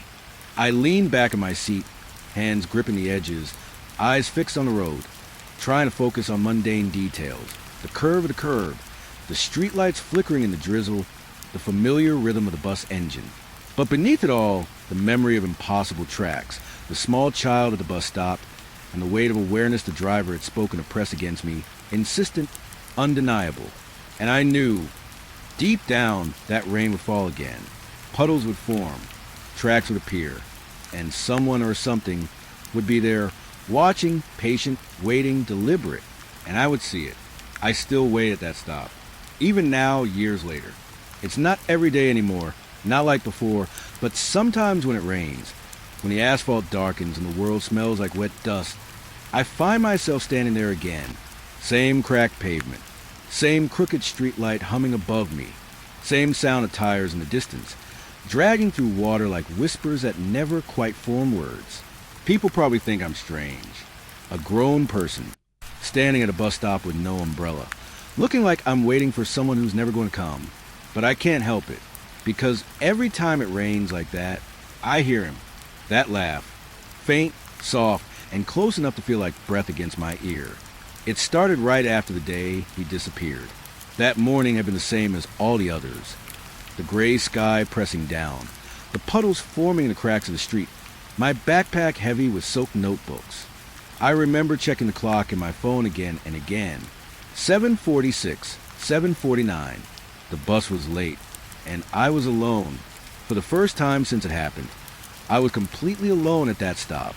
I told myself I wouldn't look, that I'd just wait for the bus, get on, and never think about it again. But when the rain started to come down harder, pooling around my shoes, I looked at the spot where he used to stand. The small puddle that had formed there looked deeper than it should have been. The water moved oddly, like something was breathing beneath it. And then, just barely, I heard it. A laugh, high and quick, like a kid trying to stifle it. It froze me in place. I wanted to believe it was just my mind replaying the memory. But when I leaned closer, I saw ripples moving across the puddle, like tiny footsteps pressing through it. But not from above. From underneath, the water bulged, and then went still again. The bus pulled up right then, its lights washing everything in a dull yellow glow. The driver, same old man, same tired eyes, opened the doors and gave me that look again. That sad kind of look, like he already knew what I'd seen. He didn't say anything. Neither did I. But the whole ride, I couldn't stop staring out the window. The rain streaked down the glass, blurring the world into soft shapes. And somewhere between the trees, I swore I saw that same little figure walking beside the road. Not fast, not running, just walking in step with the bus, keeping pace like he was trying to find his way back. When I blinked, he was gone. After that, it became a pattern. Every time it rained, I'd hear it, the laughter, sometimes distant, sometimes right beside me. Once, I thought I saw him again. Not just a blur, not a shadow. Him, standing at the stop in the downpour, wearing the same soaked jacket, hair plastered to his forehead. He looked up at me and smiled. That same innocent smile from before. The one that said, "We're both waiting, aren't we?" I dropped my umbrella and ran toward him. But the moment my foot hit the puddle between us, he vanished. The water splashed high, and when it came down, all that was left were faint ripples spreading out across the concrete. And in those ripples, I saw something move. Not him, not a reflection of me, either. It was deeper, darker, like something inside the puddle was staring back up. That was when I stopped sleeping. At night, I'd hear the rain start, and I'd wake up instantly, heart pounding, mouth dry. The sound would always pull me toward the window, and I'd look down at the street where the puddles formed under the streetlight. Sometimes I'd see movement in them, not reflections, not cars, movement inside the puddles, like the water had depth, like it wasn't just sitting on the road, but leading somewhere else. And once, I thought I saw him standing in one, just standing there, under the surface, the water perfectly still above his head like glass. His mouth moved, but I couldn't hear what he said. That's when I started going back every day. Rain or not, I'd stand there after school, hoping the bus would bring him back. Sometimes I'd even stay until nightfall, watching cars pass, watching puddles form and fade. And the laughter never stopped. At first, it sounded like him, high, quick, playful. But over time, it changed. It got softer, slower. It began to sound older, like something trying to sound like a child, but not quite remembering how. Once, I swear it spoke. I was standing there alone, under flickering streetlight, when the rain started again. The first drop hit my shoulder, then another, and then the whole world seemed to melt into that steady drumming sound. And between those drops, I heard it, a whisper, still waiting. I didn't move. I couldn't. The voice came from the puddle at my feet. It sounded warped, like it was coming through a long pipe, twisted by the water. Still waiting. It said again. I took a step back. The puddle shimmered. For a split second, I saw a face in it, his face. But the eyes were too wide, too dark, and the mouth hung open in a shape that didn't match the words. Then it disappeared. I ran home that night, but the sound followed me. The laugh, the whisper, the slow sloshing of water against concrete. Even inside my house, I could hear it echoing in the pipes, in the bathroom sink, in the rhythm of the rain against my window. It got to the point where I turned off the water completely. I couldn't stand hearing it anymore, and still it found ways in. Once, I woke up to the sound of dripping. It was coming from my closet. When I opened it, the floor inside was wet, small puddles forming in the corners. I stepped closer, and my reflection looked back from the water. Except it wasn't my reflection. It smiled before I did. I moved out a few months later. My mom thought it was grief, trauma, whatever word adults use when something unexplainable happens, and they can't fix it. But it wasn't grief. It wasn't my mind. It was something else. Something that didn't like being left behind.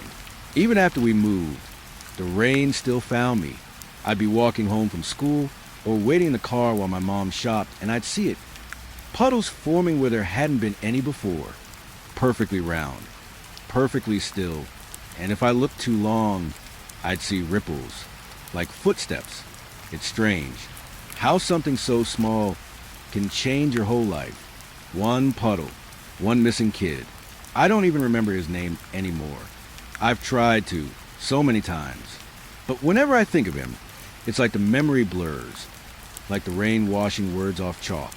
All that's left is his laugh. And every time it rains, I hear it again. I've stopped trying to tell people. The last time I did, they looked at me like I was crazy. The driver from back then, yeah, he still works that route. I ran into him once. His face looked older, thinner, like the years had taken more than time from him. When I asked him if he remembered the kid, his eyes went distant. Some kids, he said, don't know they're supposed to stop waiting. I didn't know what that meant. Still don't. But that night, when the rain started, I went back to the stop again. Everything looked the same. The same crooked sign. The same cracks in the sidewalk. Even the air felt heavy with that wet, metallic smell. I waited. Cars passed. Lights came and went. The puddles began to form again. And then I heard it. The laugh. This time it wasn't faint. It was right behind me. I turned, but there was no one there. Just a puddle, reflecting the gray sky. I crouched down, staring into it, hoping, praying, to see him again. But what I saw wasn't him. It was me, standing there under the rain. Except my reflection wasn't moving the same way I was. When I leaned forward, it stayed still. When I blinked, it smiled. And then it raised its hand, slowly, calmly, and pressed it against the surface of the puddle. The water rippled outward like breath-fogging glass. And underneath that shimmer, I saw another shape, a smaller one, standing beside my reflection. The kid, both of them staring up at me, both smiling. And as the bus approached, headlights breaking through the rain, the puddle went still again, perfectly flat, perfectly empty. The driver opened the door, looked at me, and said quietly, "You don't have to keep waiting." But I didn't get on. I couldn't, because even as the bus pulled away, I could still hear them. The laughter, the whisper, the faint sloshing of water behind me. And when I looked down one last time, there were two sets of footprints leading into the puddle. Not mine, not his. Two fresh ones, side by side, vanishing halfway across the asphalt. And now, every time it rains, I go back. Not because I want to, but because I think, no, I know, someone's still waiting for me to. And if I ever stop, I'm afraid the puddles will come find me instead. I don't remember exactly when I started noticing the house next door again. It had been empty for years.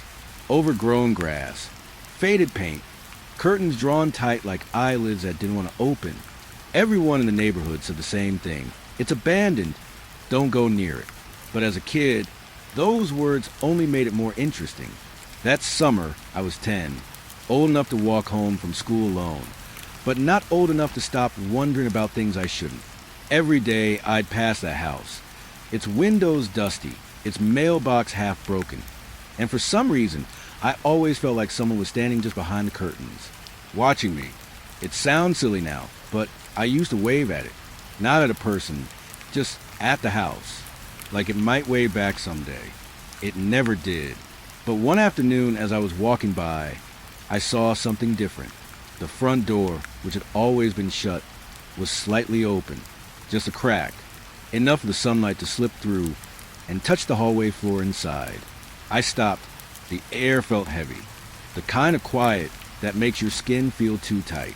I remember standing there for a long time, staring at that thin line of gold light, and then I saw it, a shape just barely visible inside the hallway. Something small, maybe the size of a person, crouched low. It moved for a second, slow and smooth, then stopped. I blinked and it was gone. I told myself it was nothing, probably a shadow, maybe a trick of the light. But that night, when I went to bed, I couldn't stop thinking about it. The next day after school, I went back. The door was closed again, but this time I walked closer. The porch creaked beneath my feet, and the smell hit me. That old musty smell of wood and rot, the kind that sticks to your throat. I looked through the dusty glass beside the door. The hallway inside was narrow and dim, with faded wallpaper peeling off in long curls. But what caught my eye wasn't furniture or the dust.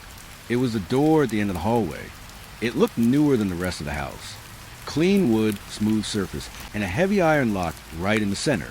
And I don't know why, but the moment I saw it, I felt this pull, like the air behind that door was alive. Over the next few days, I couldn't stop thinking about it. Every time I passed the house, I'd slow down, pretend to tie my shoe or look at the ground. But really, I was staring at that hallway, wondering what was behind that locked door. Sometimes, I'd think I could hear something faint, like tapping. Other times, a soft creak, like footsteps moving just beyond the threshold. It got to the point where I started dreaming about it. In the dream, I'd be standing in that same hallway. The wallpaper would move, breathe, like it was alive, and that door at the end would be slightly open, a warm light spilling out through crack. And every time, I'd wake up before I could see what was inside. One Saturday morning, I finally decided to go in. My mom was working late shifts at the hospital, and I had the whole day to myself. I told myself I just wanted to look around, that I wouldn't touch anything. I'd just see if the door was real, if it was still locked. When I got there, the air was still, no wind, no birds, nothing. The porch creaked again under my weight, and I reached for the handle. It turned. The door wasn't locked anymore. I don't know what I expected. Maybe a rush of air, maybe some kind of smell, maybe even a sign that I was doing something wrong. But there was nothing, just the sound of the door scraping the floor as I pushed it open. The hallway was darker than I remembered. The sunlight from outside barely reached the end. Dust hung in the air like fog. The wallpaper was cracked and yellowed, but the floor looked clean, like someone had recently walked there. And there it was, the door at the end of the hall. It was real. I walked toward it slowly, every step echoing just a little too loud. My reflection followed me in the glass frame of a hanging picture, a family portrait so faded I could barely make out the faces. When I reached the end, I put my hand on the door. Cold, the lock was old and heavy, iron, and it looked like it hadn't been touched in decades. But when I jiggled it, it rattled softly, like something on the other side moved in response. That's when I heard it. A sound, faint but clear like a whisper. I froze, my ears strained to catch it again. It came from behind the door, a soft scraping, like fingers brushing wood. Then a slow, deliberate knock. Once, then silence. I backed away. Every part of me wanted to run, but I couldn't take my eyes off that door. The air felt heavier now, thicker. My chest hurt with every breath. Then, from the other side, a voice, faint, childlike. Is someone there? I didn't answer. I couldn't. It sounded like a kid my age. The voice was calm, quiet, but there was something off about it. The rhythm, maybe, the way the words felt too slow. I took another step back. The voice came again. Can you open it? I wanted to run. I wanted to scream. But instead, I whispered, without meaning to, it's locked. A pause, then a soft laugh. Not a happy laugh. A broken one. That's okay, it said. It opens from your side. My hand went cold. I didn't touch the lock again. I couldn't. I turned and bolted down the hallway, out the door and into the yard. I didn't stop until I was halfway home, chest burning, rain starting to fall. That night, I couldn't sleep. Every sound in the house felt louder. The creak of the floor, the hum of the fridge, the faint hiss of rain against the window. And then, around midnight, I heard something else. A knock. 3 slow, hollow knocks, not from the front door, from the wall beside my bed. I held my breath, heart pounding so hard, I thought I might pass out. The sound came again, softer this time, and under it, that same voice. Can you open it? I didn't move. I didn't make a sound. But deep down, I knew exactly where it was coming from. The wall that separated my room from the empty house next door. The one with the locked door in the hallway. In the morning, I told myself it was just a dream, that none of it really happened. But later that day, as I was walking home, I looked at the house again. The front door was wide open now, and there, in the shadow of the hallway, the door at the end, the one that had always been locked, was slightly ajar. A line of sunlight stretched out across the floorboards, reaching toward me, and just before I turned away, I thought I saw something move in that narrow crack of light. Something small, something watching. I don't wave at that house anymore, but sometimes when I pass by, I hear it. A faint knock, 3 times, and a quiet voice, barely louder than a breath. It opens from your side. The sound started 3 nights after I first went inside that house. At first, it was faint, small enough that I thought it was just the pipes or maybe a mouse in the walls. My mom said old houses do that sometimes, especially when the weather changes. But this wasn't the house settling. It wasn't random creaks or knocks. It was scratching, slow, deliberate scratching, like someone dragging their fingernails along the inside of the wall. The first night I heard it, it came from behind my bed, a soft scrape that stopped whenever I moved. I remember lying there, my eyes open in the dark, staring at the ceiling while rain hit the window. Then came the second sound, something between a whimper and a cry, faint, muffled, like it was buried deep in the wood. I froze. It was so quiet that I thought I was imagining it. But the longer I listened, the more I realized it wasn't random. It had a rhythm, a pattern, 3 scratches, a pause, then a small, broken sob, over and over. I tried to tell myself it was a dream. I even turned on my flashlight, shining it against the wall, expecting to see nothing. But when the light hit the wallpaper, I saw something that made my chest go cold.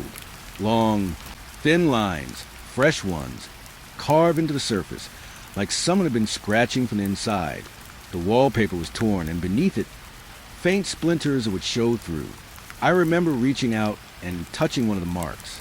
The paper crumbled under my fingers. The wood beneath was warm. That scared me more than the noise, which shouldn't feel warm. The next morning, I didn't tell my mom. She'd been exhausted from work, and I didn't want her to think I was having nightmares again.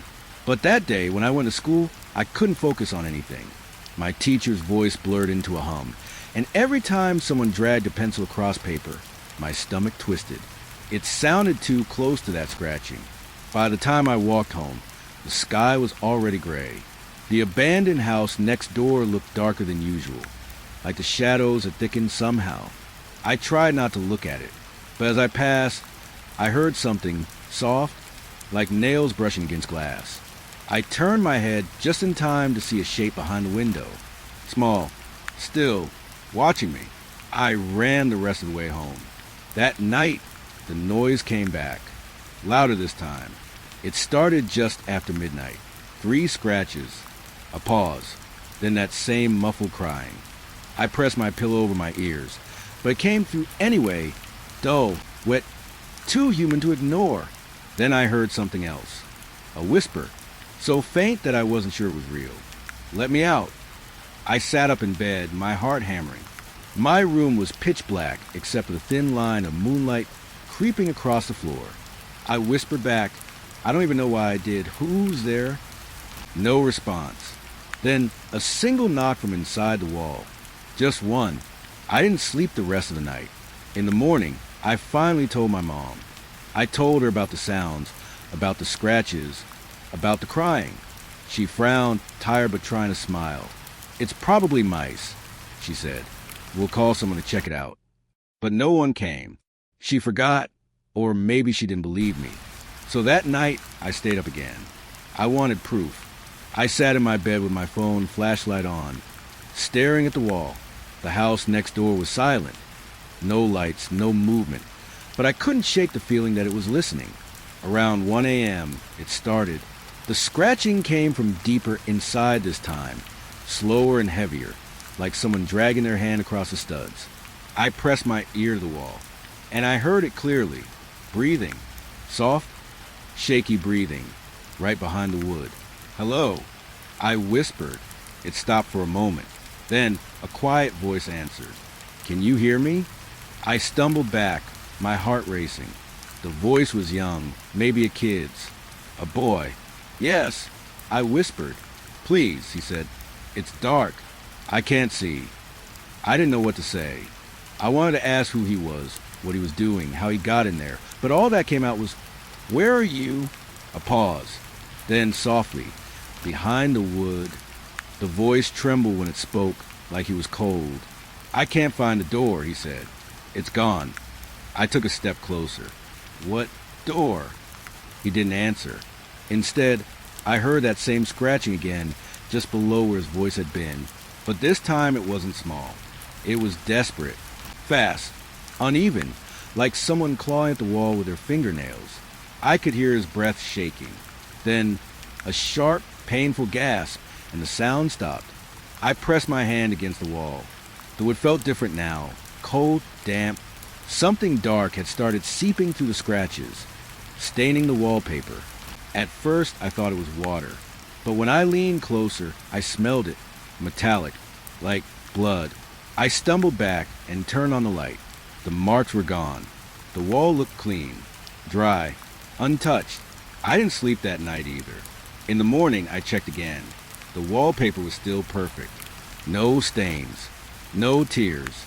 But when I pressed my hand against it, it was warm again. That day after school, I made the mistake of going back to the abandoned house. The front door was shut, but as I got closer, I saw something carved into the wood. Small letters scratched in shallow lines. "Let me out."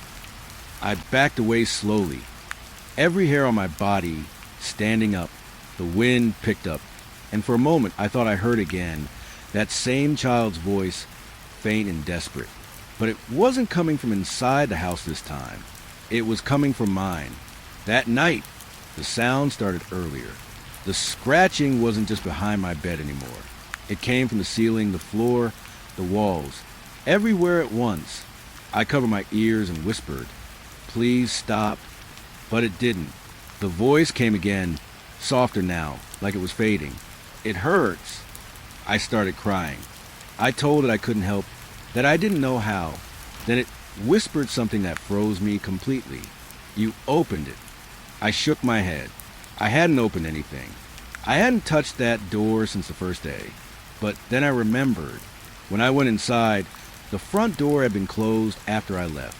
Someone or something had closed it behind me. And now, whatever was inside that hallway had found a new wall. My wall. I couldn't move. I just sat there, shaking, listening to the sound fade into small, dragging scratches. Eventually, I fell asleep. When I woke up, the morning light was spilling through the blinds. And for a moment, I thought maybe it was finally over, until I looked at the wall. The wallpaper was torn again. This time, the scratches formed words. Uneven, messy, but clear enough to read. "Thank you." I tore the paper away, but behind it, the wood was smooth. No marks, no sign of anything. And from somewhere inside the wall, deep, faint, almost like a sigh, came that same voice. I can see now. I haven't slept in that room since. But even when I try, in other rooms, at friends' houses, anywhere else, sometimes, just as I start to drift off, I hear it again, the faint scraping of nails. 3 scratches, a pause, and a whisper, soft as breath against my ear, behind the wood. It's strange how something as small as a key can change everything. That morning, The world felt normal again. Birds outside, sunlight through the curtains, my mom humming softly in the kitchen, like nothing had happened, like there weren't scratches in the walls or voices in the dark. I told myself it was over. I even convinced myself that maybe I had imagined most of it, the noises, the whispers, all of it. But that was before I found the key. It was a Saturday. I remember because I didn't have school, and the day felt long and quiet. Mom had gone out early for groceries, and I was alone in the house. I made some cereal and sat by the window. From there, I could see the neighbor's yard, the abandoned one. The grass was taller than ever, swaying in the wind. The house looked worse each day, sinking deeper into itself, like it was tired of standing. That's when I saw it. Something glinting near the front steps. At first, I thought it was just a piece of glass, but when the light hit it again, I saw the shape. Small, metallic, half buried in dirt. A key. I don't know what made me go over there. Curiosity, maybe, or guilt. Maybe part of me thought that finding it would make everything make sense. But deep down, I already knew it wouldn't. The gate creaked when I pushed it open. The air felt heavier, colder. I walked carefully, my shoes crunching over dry leaves. The house looked quiet, too quiet. When I reached the porch, I saw it properly. The key was sitting under the old doormat, just enough of it sticking out to catch the light. Someone had placed it there. I bent down and picked it up. It was heavier than I expected, dark with rust except for the teeth, which looked freshly scratched, as if they'd been used recently. There was a small tag attached with wire. I turned it over. On the tag, written in faded black ink, was a single word, inside. My first thought was that it had to belong to the door inside the hallway, the one that had always been locked, the one I'd stared at for years through the cracks. I looked up at the front of the house. The windows were dark, and the door looked swollen from rain. The same dull dread crawled up my spine, the one that always came when I got too close. But this time, something was different. The air didn't just feel cold. It smelled wrong, like wet wood and iron. I don't know how long I stood there, staring at the door. My fingers kept turning the key over and over, the metal warming slowly against my skin. Eventually, I pocketed it and went back home. I told myself I wouldn't use it, that I'd throw it away. But I didn't. That night, I couldn't sleep. Every time I closed my eyes, I saw the hallway again, the peeling wallpaper, the dusty floor, that locked door at the end. And behind it, something waiting. Around midnight, I heard it again. The scratching. It wasn't from my wall this time. It came from outside, from the direction of the abandoned house. 3 slow scrapes. A pause. Then a faint, dragging sound, like someone moving along the porch. I got out of bed and looked through the window. The house was completely dark, but in the faint light from the street lamp, I saw something on the steps. A shape. It was hunched, still, almost blending into the shadows. I couldn't make out its face, just the outline of a head and something long dragging behind it. It didn't move. And then, just barely, I saw its hand. Pale, thin, slowly reaching toward the spot under the mat. It was searching for something. The key. My stomach dropped. It didn't find it. I had it. I stepped back from the window, heart pounding. For a long time, I just stood there in the dark, clutching the key in my hand, feeling the sharp teeth dig into my palm. Eventually, I heard the faint creak of the porch steps again, and then silence. I didn't look outside again after that. The next morning, I went over there again. The mat had been moved, shifted just slightly like someone had lifted it, and next to it, pressed into the dirt, were small fingerprints.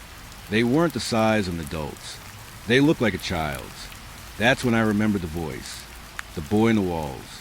He'd said he couldn't find the door, that it was gone, and now there was a key. I told myself that if I opened that door, maybe I could help him.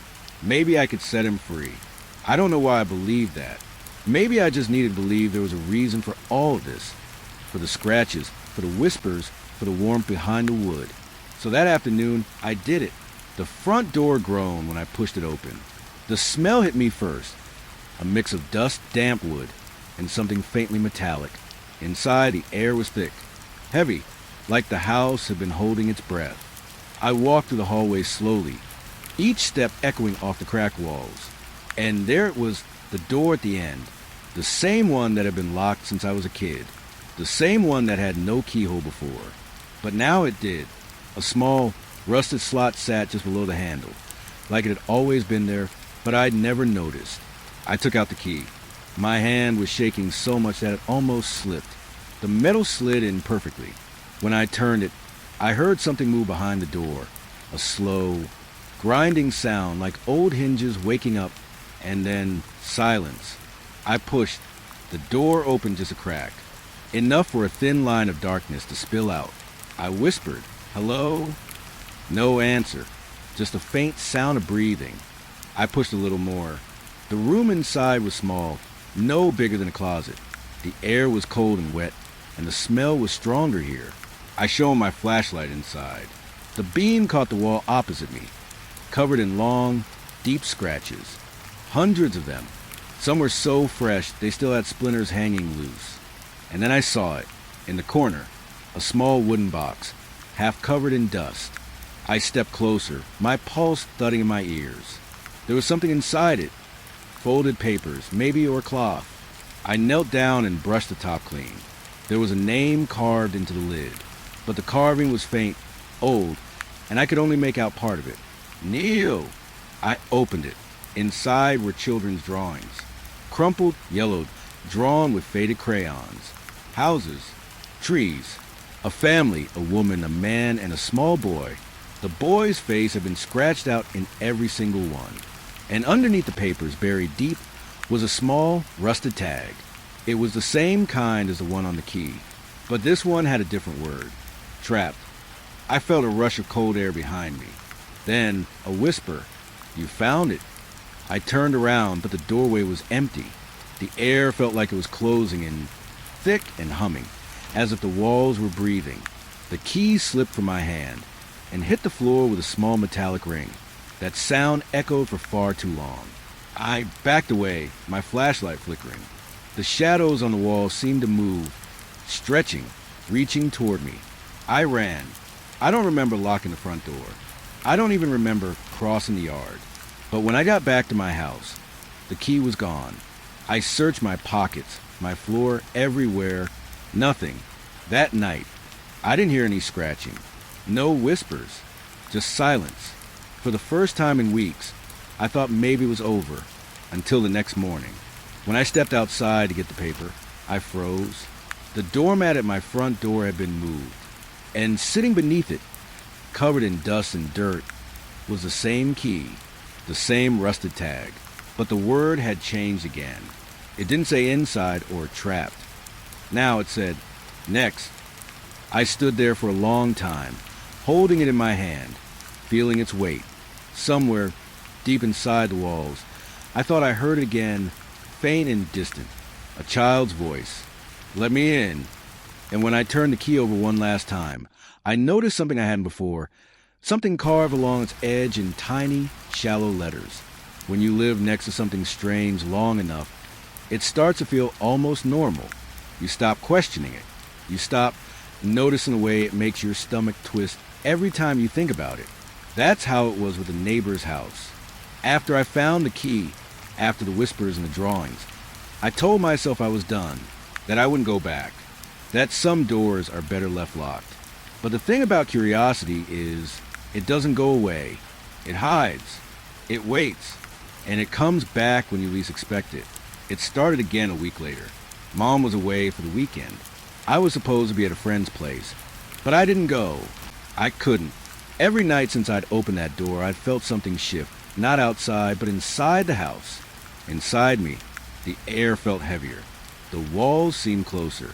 And at night, when everything was quiet, I could hear soft tapping sounds through my pillow. At first, I thought it was the pipes. Then I realized it wasn't coming from my wall. It was coming from their wall, the abandoned house. So that Saturday afternoon, when the sky turned gray and the wind picked up, I did what I told myself I wouldn't. I went back. The gate squealed like it was angry to see me. The grass brushed my knees as I walked up the cracked path. I don't know why. But the front door was open this time, just a few inches, like someone had been waiting. I pushed it gently, and it swung inward with a sigh. The smell hit me first, that same damp, dusty air mixed with something sour, the kind of smell that feels alive. The hallway looked exactly as I'd left it, the peeling wallpaper, the faint footprints in the dust, the open door at the end. I should have turned around right then, but I didn't. Something in me, maybe guilt, maybe obsession, pushed me forward. I wanted to know why the key had my name, why there were drawings of a boy with his face scratched out, why I could still hear that voice whispering when I tried to sleep. I reached the end of the hallway and looked inside the small room I had unlocked. It was empty now. The box was gone. Even the scratches on the wall were faint, like they'd been sanded away. The only thing left was a faint mark on the floor, a perfect square, like something heavy had been sitting there for years. And in the middle of that square, I noticed something new, a seam, barely visible, just a thin line running across the wood. I knelt down and brushed the dust away. It wasn't part of the floor. It was a hatch. My fingers trembled as I traced the edge. There was no handle, no hinge, just that narrow outline. But when I pressed down on the corner, I felt it shift. Something clicked. The hatch lifted slightly, releasing a breath of cold air that smelled like mold and rainwater. I hesitated for a moment, and then pulled it open. Inside was a staircase, narrow, steep, leading down into blackness. I don't know what I expected to see. A basement, maybe storage, something that made sense. But the strange thing was, this house didn't have a basement. I knew that for a fact. I'd seen the floor plans once years ago, when the property was up for sale. I'd even asked Mom about it. She said there were only 2 floors, no cellar, no underground rooms. So what was this? I shone my flashlight down. The beam barely reached the bottom. The walls were damp, covered in a dark, flaky film. And then I heard it, a faint creak, somewhere below, like someone shifting their weight. I took one slow step down, then another. The air got colder with every breath. My skin prickled, and my ears felt full, like I was underwater. By the time I reached the bottom, I couldn't hear the wind anymore, just silence. The flashlight flickered, and for a moment I thought I saw movement, a flash of something pale vanishing behind a corner. The floor was wet. My shoes made soft slapping sounds as I walked. The room I was in was small, stone walls, no windows, but there were doorways leading off from it, narrow and crooked like tunnels in an old mine. And written on one of the walls, in something dark and smeared, were the words, "Rooms change." I felt my throat tighten. The air hummed, almost like it was breathing. I turned toward the nearest tunnel and shone the light inside. It led to another room, empty except for a chair in the corner, and on that chair a small, folded piece of paper. I picked it up. My fingers left wet marks on it. There were words scrawled across it in a shaky hand. "Don't follow the noise." The sound came right after I read it, soft at first, like fabric dragging over wood. Then footsteps, not fast, not running, just steady, coming from the tunnel behind me. I turned around, heart pounding, flashlight trembling in my grip. The beam hit the far wall. Nothing there, but the steps didn't stop. They were closer now, echoing faintly through the damp air. I stumbled backward into the next room, breathing hard. This one was different. The ceiling was lower, and the air smelled burnt. The walls looked wrong, uneven, bulging in places, like something behind them was pressing outward. And in the middle of the floor, half buried in mud, was another key, smaller than the first. Silver, not rusted. No tag this time. I picked it up and turned it over. My flashlight flickered again, just once. But when the light came back, the key was gone. Just gone. The footsteps stopped. Everything went still again. I stood there for what felt like forever, waiting for something, anything, to happen. Then I noticed something strange. The tunnel I'd come through wasn't there anymore. I spun around, shining the light where it should have been, but all I saw was a solid wall. I tried another passage, another dead end. Every direction I turned, the rooms had shifted. The walls were in different places, like the house was rearranging itself. That's when it hit me. The message, rooms change. It wasn't just a warning. It was a rule. I started walking faster, calling out for help. The sound of my own voice came back twisted, muffled, like the air was thick enough to bend it. Somewhere in the distance, I heard a child's laugh. High-pitched, familiar. It echoed down the hallway, bouncing off the walls, getting closer. I turned and ran. The rooms blurred together. Stone, wood, wallpaper, then back to stone. Some had furniture. Some didn't. One had a mirror nailed to the wall. And when I passed it, I saw my reflection. Only it wasn't quite me. It smiled when I didn't. I stumbled backward, the flashlight shaking so hard it hit the wall. The glass cracked. The reflection was still smiling. Behind it, in the mirror's dark glass, I could see movement, a shadow standing just out of view, tall and still. When I turned around, nothing was there. The laugh came again, closer this time. I ran down another passage and found a staircase. I didn't care where it went. I just needed to get out. I climbed, taking the steps two at a time. My lungs burned. At the top, there was another door, wooden, cracked, with light leaking through the edges. I shoved it open and froze. I was back in the hallway, the same one I'd started in, the same peeling wallpaper, the same smell, except now, the door behind me was gone. I turned in a slow circle, trying to understand what I was seeing. Everything looked right. The hallway, the front door, even the faint breeze coming through the window. But something felt wrong. The air didn't move right. The light through the window wasn't daylight. It was gray and thick, like fog pressed against the glass. And outside, where my house should have been, there was nothing, just darkness. An endless stretch of black, swallowing everything beyond the yard. I backed away from the window, shaking my head. No, I whispered. No, this isn't real. That's when I heard it, the scratching. It came from inside the walls again, but this time, it wasn't just one place. It was everywhere, all around me, like something huge was crawling just beneath the surface, tracing its way toward me. I ran for the front door and grabbed the handle. It turned, but the door wouldn't open. It wasn't locked. It just didn't move, like it was part of the wall now. The scratching got louder, and then I heard a voice, soft, familiar, right behind me. Found you. I spun around, but the hallway was empty. The light flickered once, and then everything went dark. When I woke up, I was lying on the porch. The sun was out. Birds were chirping. The front door of the abandoned house was closed again. I stood up slowly, my head pounding. My clothes were damp, like I'd been in the rain, but the ground was dry. For a moment, I thought maybe it was all a dream. Then I saw it, on the doormat, a folded piece of paper. I picked it up and opened it. Inside were 4 words, written in a messy, childlike hand. You left the door open. And underneath, drawn in black crayon, was a picture, a small house, with a new room added on the side. My house. I never liked looking through old photos, not because they made me sad, but because they always felt like traps, like moments that were never supposed to be open again. Frozen smiles. People who don't exist anymore. It's strange how something as innocent as a photo can feel haunted when you stare too long. It started last week. It was raining, one of those slow, heavy rains that make the world feel smaller. I was cleaning the attic, sorting through boxes that had been untouched since before everything changed. One of the boxes had Ethan birthdays written on it. My son, he would have turned 10 this year.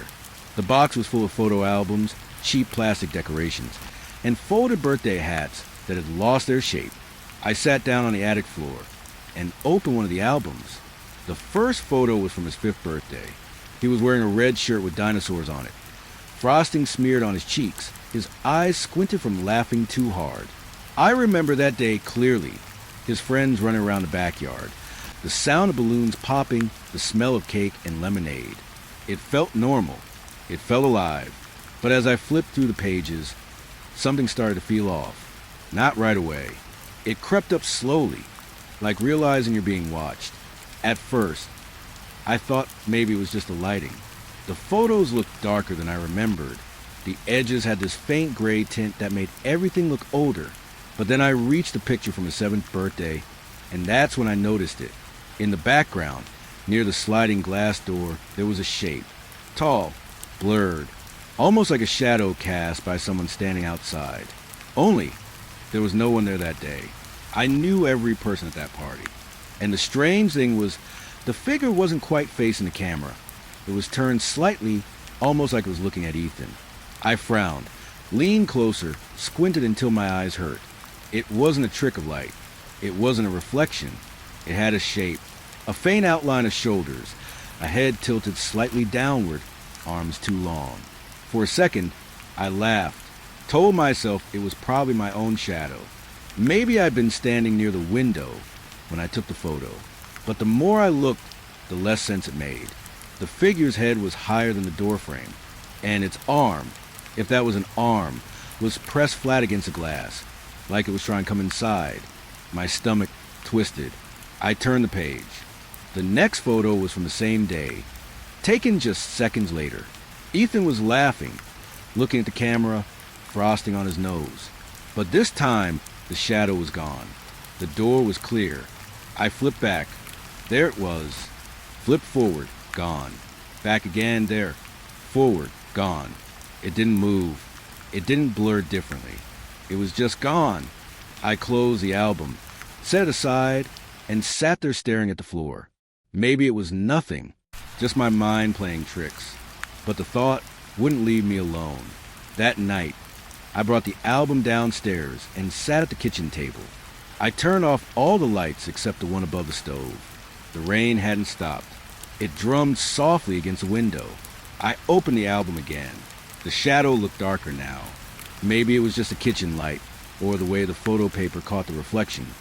But it looked like it was pressed closer to the glass, closer to him. I went through the other albums, ages 6, 7, 8, and there it was again. Not always clear. Sometimes just a blur in the corner of a frame. Sometimes nothing but a faint dark smudge against the wall. But it was always there, always behind him. By the time I reached his 9th birthday, my hands were shaking. The photos from that day were taken inside, since it had been raining then too. Ethan had wanted a small party, just the two of us. He didn't have many friends left by then. There was one picture of him blowing out the candles. The flames' glow lit up his face in this warm, perfect way. But in the reflection of the kitchen window behind him, I saw it again. The figure, closer than ever. It was standing directly behind me in the reflection. Tall enough that its face wasn't visible, just the outline of a head and those same long arms. But what made my blood run cold was the angle. It shouldn't have been possible. The reflection showed more of the room than what the photo could have captured. It showed something that wasn't supposed to exist. I dropped the photo. My chest tightened. I don't remember the next few minutes clearly. Just flashes of panic. Turning on lights, checking locks, peering through the blinds. There was nothing there. The yard was empty. But I couldn't shake the feeling that someone had been standing right outside that window, waiting. Later that night, I took all the albums and spread them across the living room floor. It was past midnight, but I couldn't stop looking, and that's when I noticed something else. In every picture where the shadow appeared, Ethan's eyes were pointed just slightly away from the camera, not looking at me, not at his cake or his friends, but toward the window, as if he could see something none of us could. I felt my skin crawl. The next morning, I decided I had to know for sure. I dug through the closet for the old camcorder, the one I used to film birthdays with. I found one tape labeled Ethan, age 7, the same day as the photo. I plugged it into the player, turned on the TV, and pressed play. The video started normally. Ethan running around the yard, the sound of laughter and rain in the background. The image was grainy. The color faded, but everything looked familiar. Then the camera panned toward the sliding glass door, and my heart stopped. There it was, the same dark figure, pressed against the glass. It wasn't blurry now. The shape was clearer, taller than any person I've ever seen. Its head tilted low enough that its chin almost touched its chest, and its hand, long, thin fingers, was resting against the glass. The strangest part wasn't the figure itself. It was the way the light moved. The reflection from the candles didn't fall on it. It was like the light refused to touch it. I froze the tape, rewound, and paused again. In that moment, I noticed something I hadn't seen before. There was condensation on the glass from the rain, and where its hand was pressed, you could see faint streaks, as if something would have dragged across the inside of the door. I turned the TV off. The screen went black, and in the reflection, I thought, just for a split second, I saw a movement behind me. When I looked back, there was nothing. That night, I couldn't sleep. I kept the lights on, every door locked. But at around 3 in the morning, I heard something from the living room. A soft thump, then another. I walked out slowly. My heart was pounding so hard I could hear it in my ears. On the table, where I'd left the album, one of the photos was lying open, the one with the window. Only now, there were streaks across it. Thin, dark lines that hadn't been there before, like fingerprints. And right where Ethan's reflection should have been, there was only black. The photo had changed. I dropped it, backed away, whispering to myself that it wasn't possible. But then, from the corner of the room, I heard it, a soft scrape against the glass door. It was raining again, and in the faint reflection of the lightning outside, I saw a shape standing behind me. Tall, still, head tilted downward, watching. I didn't turn around. I couldn't, because deep down, I already knew what I would see.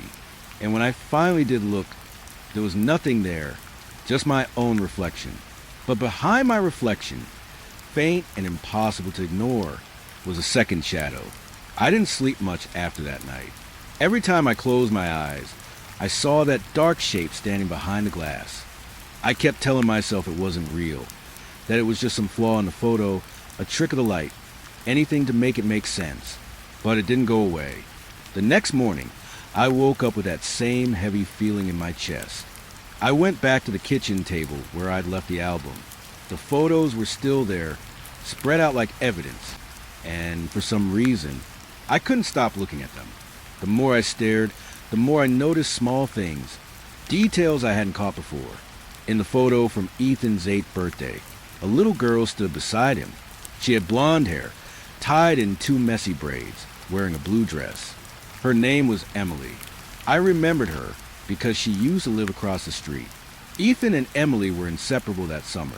They rode bikes together, drew chalk on the sidewalk, shared snacks in the yard, and then one day she was just gone.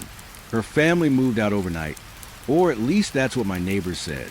No one ever saw a moving truck, though no one saw them pack. The house stayed empty for months, and then new people moved in. But in that photo, the one from the party, there she was, and behind her, by the window again, the same shadow. My fingers started trembling as I held the picture closer. The shape wasn't faint anymore. It looked clearer, sharper. You could almost make out where its face should be. But it wasn't face at all, just a hollow dark space, like someone had erased it. Something inside me twisted. I dug through the pile, searching for more photos of Ethan with his friends. There were only a handful. He was shy, always quiet. But in each one where a friend appeared, the figure was there too, always in the background, always near them. And in every case, that friend was someone who'd moved away, disappeared, or stopped coming around shortly after. It wasn't just Emily. There was a photo from his 6th birthday, a boy named Ryan sitting next to him, grinning with cake crumbs on his face. I remembered Ryan's parents. They lived 2 streets down. A few weeks after that photo was taken, their house caught fire. Ryan didn't make it out. And in that picture, right behind him, through the doorway, the same dark blur, my stomach turned. I tried to tell myself it was impossible, that maybe the photos had been damaged over time, that the shadows were just coincidences.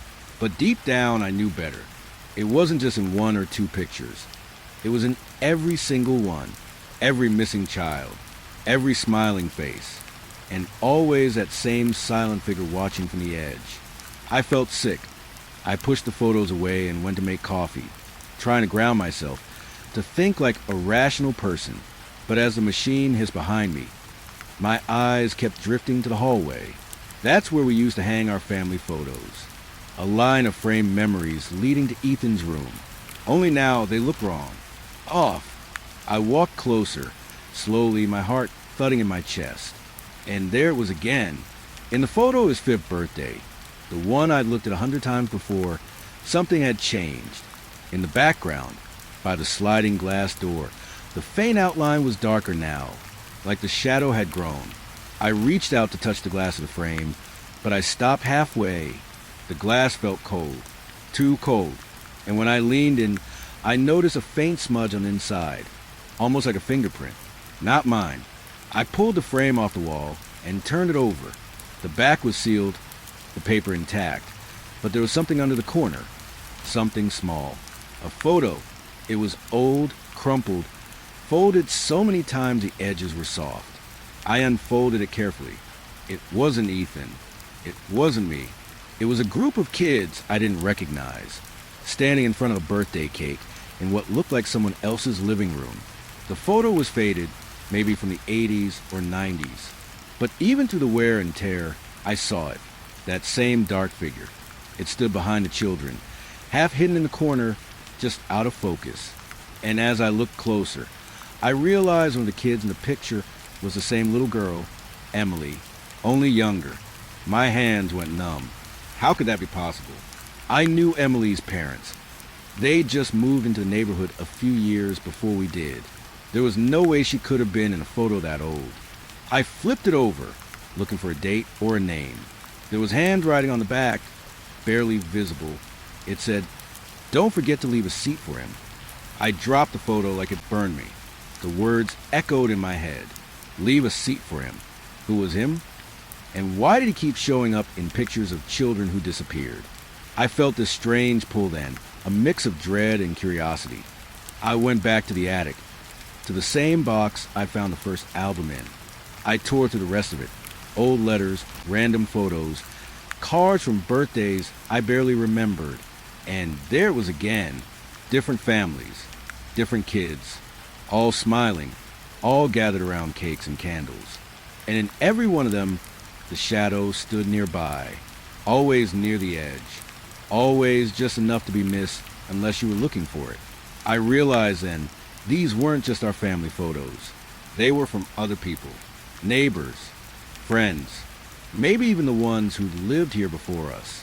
Someone had been collecting them. I felt dizzy. The air in the attic felt thick, heavy with dust, and something else, something wrong. I could smell old paper and mildew, but beneath it was a faint metallic scent, like rust or blood. I looked around and noticed a faint shape drawn on the floorboards. A circle, maybe? It was barely visible under the dust. At the center of it, a small spot darker than the rest. Burned, like someone had lit a candle there. Over and over again, I backed away, my knees shaking. That night, I tried to call Emily's old number, even though I knew it wouldn't work. It had been years. But the line didn't even ring. It just went straight to static. And as I listened to that sound, I could have sworn I heard something faint underneath it. A voice. A child's voice. Crying. I slammed the phone down, but the static didn't stop. It kept humming, faintly, like it had gotten stuck inside the walls. I turned off the lights and stood there in the dark kitchen, listening. And that's when I saw it, reflected faintly in the glass of the microwave door. The outline, behind me. I spun around, but there was nothing, just the empty hallway, the row of family photos staring back. But something had changed again. The photo from his 8th birthday, the one with Emily, was missing. The frame hung empty. My throat went dry. I searched the floor, the table, every surface, but it was gone. Then, somewhere behind me, I heard it, a faint sound, like paper sliding against wood. I turned toward the hallway. The missing photo was lying at the end of it, right in front of Ethan's old bedroom door. I walked closer, each step slower than the last. The house was silent, except for the soft creak of the floorboards under my feet. When I picked up the photo, I saw something that made my blood turn cold. The shadow wasn't behind Emily anymore. It was standing directly between her and Ethan, and its hand, its long, black hand, was resting on his shoulder. I dropped the photo. For a moment, I thought I saw something move in the darkness of his old room. A flicker of light, maybe a shape, maybe nothing, but I couldn't go in. I just stood there, staring at the open door, and then, from somewhere inside, I heard it, a soft whisper, low, familiar. Don't forget to leave a seat for him. I shut the door, but the words haven't left me since. Now, every time I walk past those photos, I feel like the shadow is getting closer. The smiles look tighter, the eyes less bright, and sometimes when I look too long, I see new faces in the background. Children I don't remember, standing where no one stood before, and behind them, that same figure, still watching, still waiting for whoever's next. I thought I'd reach my breaking point after finding that last photo, the one where the shadow's hand was on Ethan's shoulder. But the truth is, that was only the beginning. I spent the next few days trying to convince myself I was imagining it all. I told myself that grief does strange things to people, that sometimes when you miss someone, you start seeing patterns that aren't there, but then someone else saw it too. It happened when I decided to take the photos to a small camera shop on Main Street. It was one of those old places that still develops film, the kind with a faint chemical smell and faded posters in the window. The owner was an older man, maybe in his 70s. Thick glasses, quiet voice. He barely looked up when I walked in. I told him I wanted to scan some old prints, just to restore them. I said. He nodded and led me to a counter in the back where the scanner was. I handed him the photos. My hands were shaking slightly, and I tried to hide it. He worked in silence for a few minutes, humming softly, until he got to one of the birthday pictures. The one with Ethan and the girl, Emily. That's when he stopped humming. He stared at the screen for a long moment, not saying anything. Then he adjusted his glasses and leaned closer. "Did you edit this?" he asked. "No," I said quickly. "It's an old photo." "Why?" He looked at me, really looked, and there was something cautious in his expression. He tapped the screen with his finger. "This shape in the corner," he said quietly. "The one behind the kids." My throat went dry. "Yeah." He hesitated. "It's not a shadow. Not in the way you think." "What do you mean?" He didn't answer right away. He zoomed in on the area, his eyes narrowing as he studied it. When he spoke again, his voice had changed, quieter, almost uneasy. "See the edges," he murmured. "They're too defined. Shadows don't do that. The light source doesn't match either." He looked up at me, like he wanted to say something, but wasn't sure if he should. Finally, he said, "Sometimes the camera catches what the eye misses." The words made my stomach twist. I laughed, or tried to, but it came out wrong. "You mean like ghosts?" I said, forcing a smile. He didn't smile back. "I mean, the camera never lies," he said softly. "It shows what's really there, even if we don't want to see it." I felt something cold crawl down my spine. He kept staring at the image for a while, then sighed and closed the program. "I've seen this before," he muttered, mostly to himself. I froze. "You've seen this before?" He nodded, slowly. "Once. Years ago." My voice shook when I asked, "What happened?" He took off his glasses, wiped them with cloth, and said, "A woman came in, had a photo of her daughter's birthday party. There was something in the background, just like this. Same strange darkness. Same place behind the kids. She thought it was just a shadow, too. What happened to her daughter?" I whispered. He hesitated, then said, "She disappeared. A week later." The room felt smaller, the air heavier. He must have seen the look on my face because he put a hand on the counter and said quietly, "You said this boy, Ethan? He's your son." I nodded. My throat felt tight. "Is he still around?" he asked. I couldn't answer. I just stared at the photo on the counter. He lowered his voice. "You should burn these." My head snapped up. "What?" He looked deadly serious now. "Destroy them." Every single one. Don't keep them in your house. Don't even keep the negatives. He handed me the pictures back, almost shoving them across the counter. I picked them up slowly. You really think that'll help? He looked past me, toward the window where the light hit the glass. His eyes flicked to something behind me. Just for a second, and I saw the color drain from his face. I turned, but there was no one there. Just the reflection of us in the window. When I turned back, he said quietly, "Sometimes it's not what's in the picture that matters. It's what's behind the person taking it." I left the shop without saying another word. Outside, the sky was gray, the kind of dull, empty gray that makes you feel like the world's about to end but never does. The photos felt heavy in my bag, like something alive was inside. When I got home, I dumped them on the table. I thought about what he'd said, about burning them, but I couldn't. As terrified as I was, a part of me needed to understand. I set up my laptop, turned on a lamp, and started looking through every photo again, one by one. That's when I noticed something else. In each photo, the shadow had moved slightly. In one, it was by the window. In another, closer to the children. In the most recent ones, it was almost touching them. I zoomed in until the pixels blurred, but I could see it. The faint outline of a hand, almost transparent. Fingers stretched long, unnatural, like they'd been drawn wrong. I pushed back on the table, shaking. Then I heard it, a faint click. It came from the hallway, the sound of a camera shutter. I froze. The house was silent after that. But when I stood up, I could feel something in the air like a vibration. I walked to the hallway, every step heavier than the last. When I reached Ethan's room, the door was half open. The smell hit me first, dust, old wood, something faintly metallic.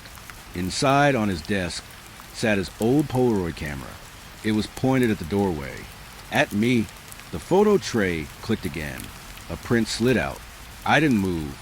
I just watched it develop slowly, the image bleeding to life under the yellow light.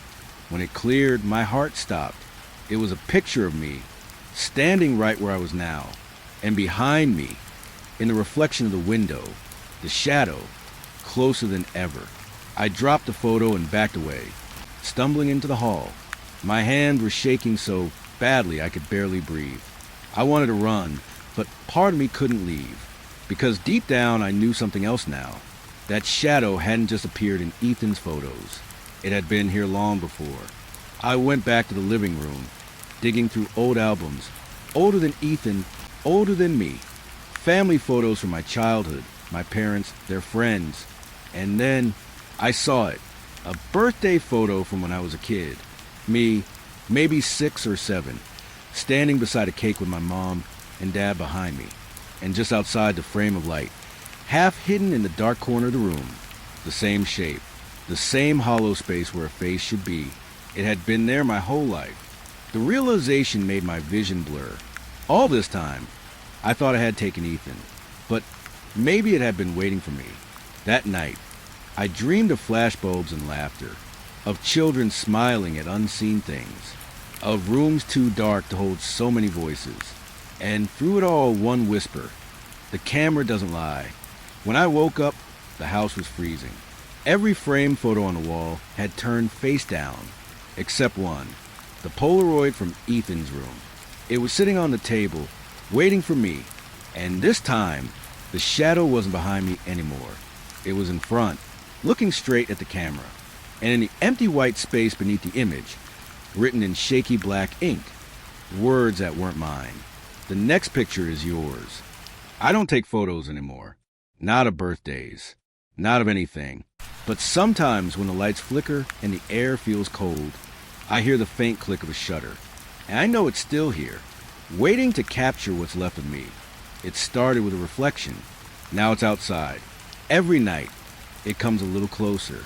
I used to think the window was a safe barrier, a thin sheet of glass separating the living from whatever waits in the dark. But glass doesn't stop shadows. It only catches them. The first night I saw it move, I told myself it was my imagination. A trick of light, maybe the trees swaying, a passing car. Anything but what I knew. Deep down it really was Ethan's shadow, or whatever had taken his shape, wasn't in the room anymore. It was outside, standing beneath the faint glow of the streetlight. It didn't move like a person. It just shifted, like something pretending to understand how movement worked. I remember standing there, frozen by the window, my breath fogging up the glass. And in that fog, for just a second, I saw a shape drawn in the condensation, a small handprint. I wiped it away before I could think. That night, I couldn't sleep. Every sound made me flinch. The creak of the floorboards, the hum of the fridge, even my own heartbeat. I stayed up until the first light of morning, waiting for something that never came. But when I finally looked outside again, there were footprints in the grass. They led from the window to the edge of the street. Small ones, like a child's. I didn't tell anyone. Who would believe me? Even I barely believed myself anymore. Still, the next night, I kept the lights on. Every single one. It didn't help. When the clock hit 2 a.m., the house went dark. Every bulb flickered, then died. The air went still. That's when I heard it. The faint scrape of something against the window. Not a knock, not a tap, just the sound of nails dragging softly against glass. I forced myself to look, and there it was again, standing in the yard. It wasn't under the streetlight this time. It was closer, just beyond the hedge. It didn't move, but its shape wasn't still either. Like the air around it shimmered, bending the light in ways that made no sense. I could almost make out the outline of a head, small shoulders, hand that hung too low. And the moment I realized how small it was, my chest tightened, because it wasn't the size of a man. It was the size of Ethan. I stepped back from the window, heart pounding so hard it hurt. But before I could move further, the figure tilted its head, slowly, curious, like it had seen me. I turned off the lamp beside me, like darkness would somehow make me invisible. The moment the light went out, everything in the house felt alive. The air buzzed with a low hum, the kind of sound you feel in your teeth more than you hear. I don't remember sitting down, but suddenly I was on the floor, back against the wall, staring at that window, waiting. The figure didn't move again that night. It just stood there until dawn. When the sun came up, it was gone. But something was different. The grass under the window was damp, trampled, and when I leaned close, I saw another handprint. This one was on my side of the glass. I didn't go near the window after that. For 2 nights, I slept downstairs on the couch with the TV on. White noise, static, anything to fill the silence. On the 3rd night, I started hearing whispering. Just faint at first, like wind, but there was rhythm in it. Words I couldn't quite catch. I thought maybe I was losing it. Maybe I wanted to lose it, because that would mean this was all in my head. But then, around 3 a.m., I saw the glow again, through the living room curtains. I don't know why I looked. I shouldn't have. But I did. The shadow was there again, closer.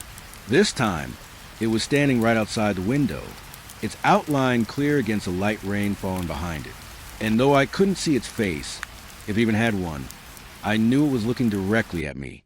It didn't just stand there anymore. It swayed. A slow back and forth movement, like it was waiting for something. And then, for the first time, it raised its hand. It pressed it against the glass. The shape was small. 5 fingers, spread wide. It looked exactly like Ethan's hand. I couldn't breathe, couldn't move. For a moment, all I could do was stare at that handprint, that faint outline in the dark, and remember every time Ethan had done the same thing when he was alive. How he used to press his hand to mine on the car window, laughing when I'd match it. This wasn't that. This was wrong. And then it happened again. That tilted the head. But this time it mirrored me. Every movement I made, it copied. When I leaned left, it leaned left. When I stepped back, it stepped back, like a reflection that didn't understand timing. It was learning. And then it smiled. Not visibly. I couldn't see a mouth, but the air outside the window rippled, like heat off asphalt, forming the faintest curve where a mouth should have been. That was the first time I screamed. The lights flickered back on just then, and the figure vanished, gone as if it had never been there at all. I stood there shaking, staring at my reflection. But when I looked closer, I noticed something that made my stomach twist. There were two reflections, mine, and another right behind me. I spun around. No one. But when I looked back at the window again, the second reflection lingered a moment longer before fading. That was 3 nights ago. Since then, I've stopped sleeping. Stopped eating much too. Every night, the figure returns. Always closer. Last night, it wasn't outside anymore. I woke to the sound of rain and saw the curtains moving slightly, even though the window was closed. There was condensation inside the glass, and through it, faint, blurry shapes.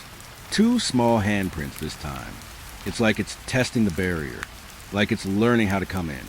I try to call someone, anyone, but every time I pick up the phone, there's just static. The same low hum that fills the house. Sometimes I think I can hear it whisper my name in that static. Tonight feels different. The air's colder. The rain hasn't stopped for hours. And the glass, it's vibrating softly, like something's pressing against it from the outside. I'm sitting by the window now, watching. The streetlight keeps flickering, and each time it dims, I see movement. The shadow's not under the light anymore. It's halfway up the driveway. When the light flickers again, it's at the edge of the porch. I can't see details anymore, just a shape, but it's taller now, no longer the size of a child. I think it's growing, stretching. Each night, it learns a little more about me, how I move, how I breathe. I think it's trying to become me. The light flickers again, and now it's standing at the window. The glass fogs as something presses against it from the other side. A hand, then another.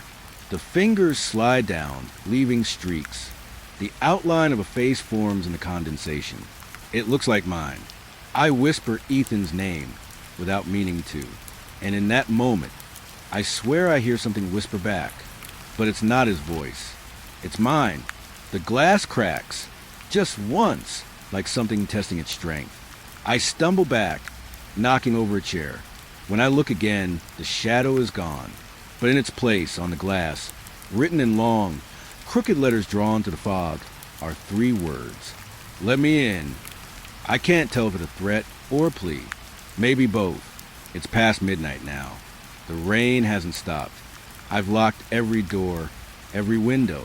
But deep down, I know it doesn't matter, because I've started seeing its reflection in other places now. Not just the window, in the TV when it's off, in the picture frames, in the mirror above the sink.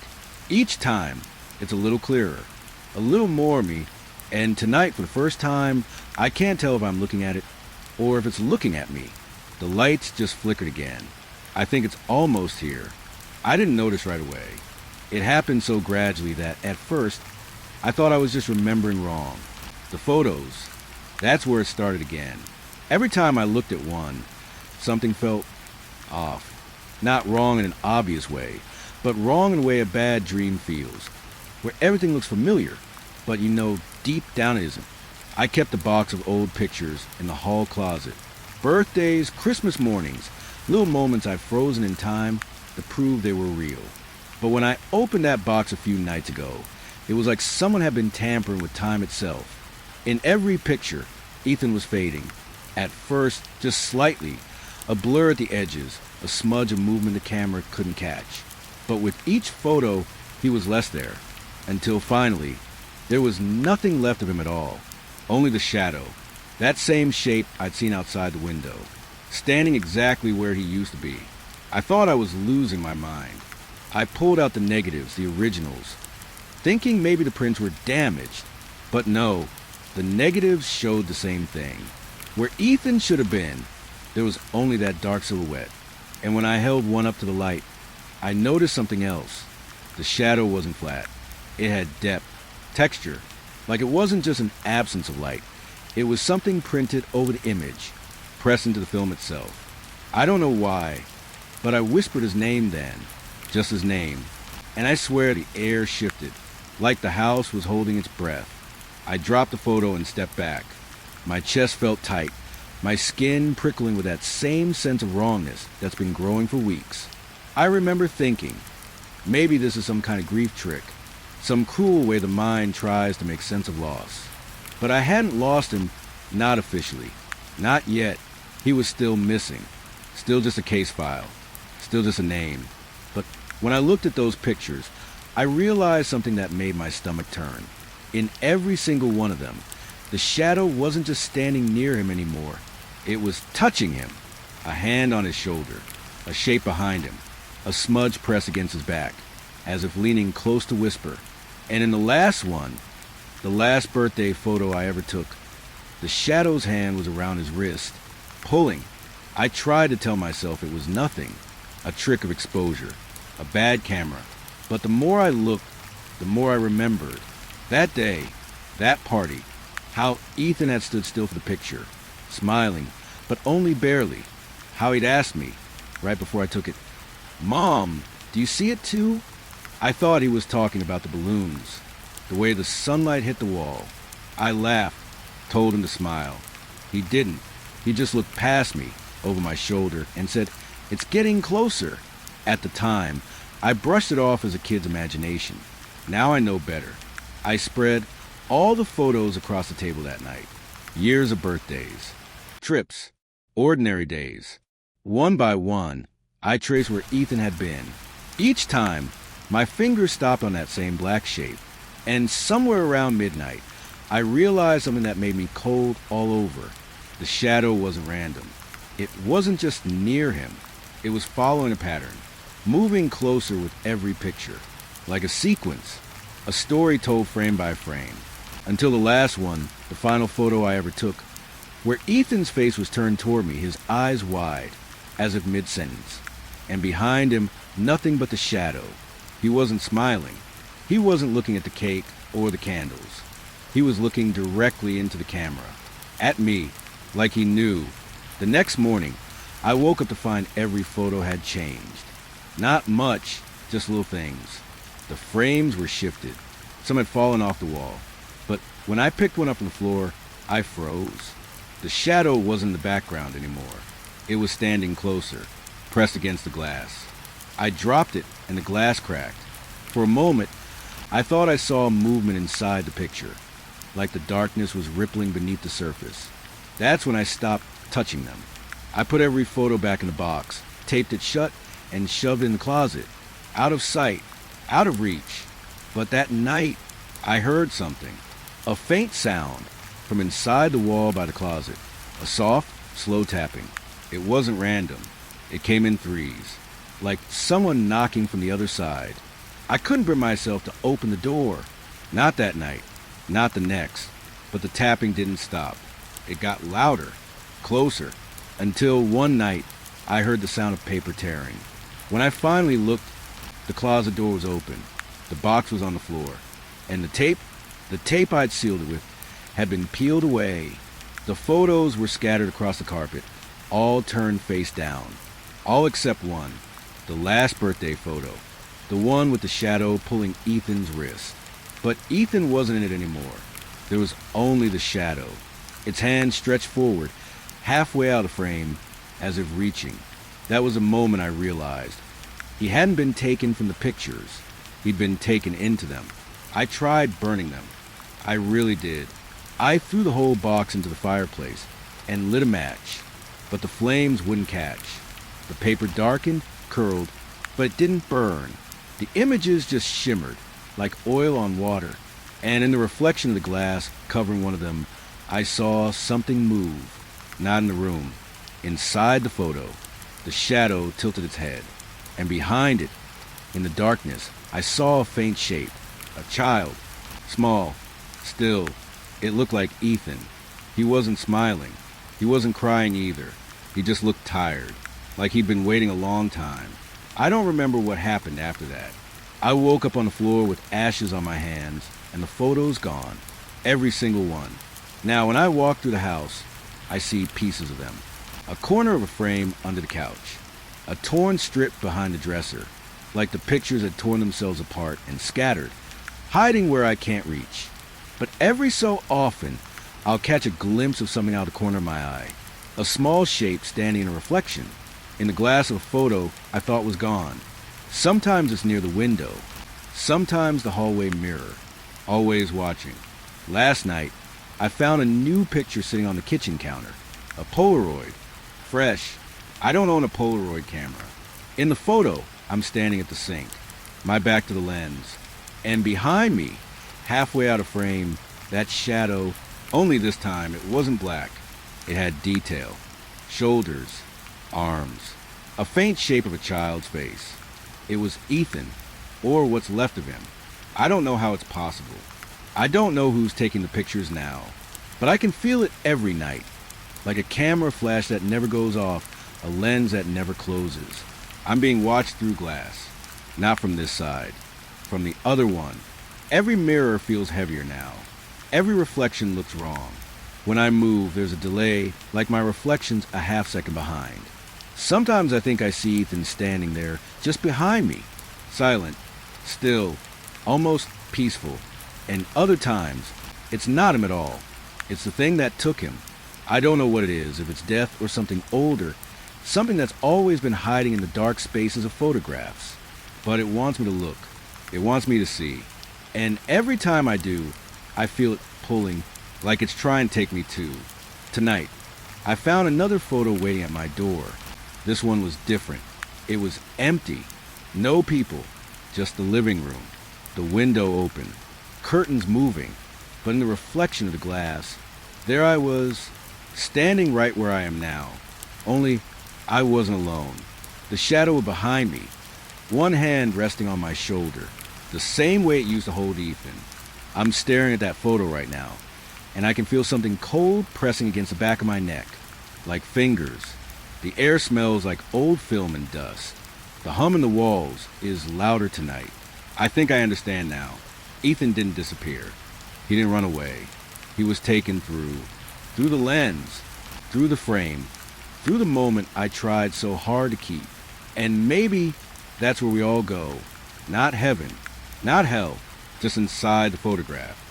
Frozen forever in the places we thought we'd remember. The tapping started again. It's coming from the mirror this time. If I look, I think I'll see him. And if I do, I don't think I'll come back. 1250 words. The storm didn't start like most storms. It didn't roar in or crash against the windows. It crept in, silent at first, like the sky was holding its breath. Then came the wind, low and constant, brushing against the house like something alive. They said it would pass overnight.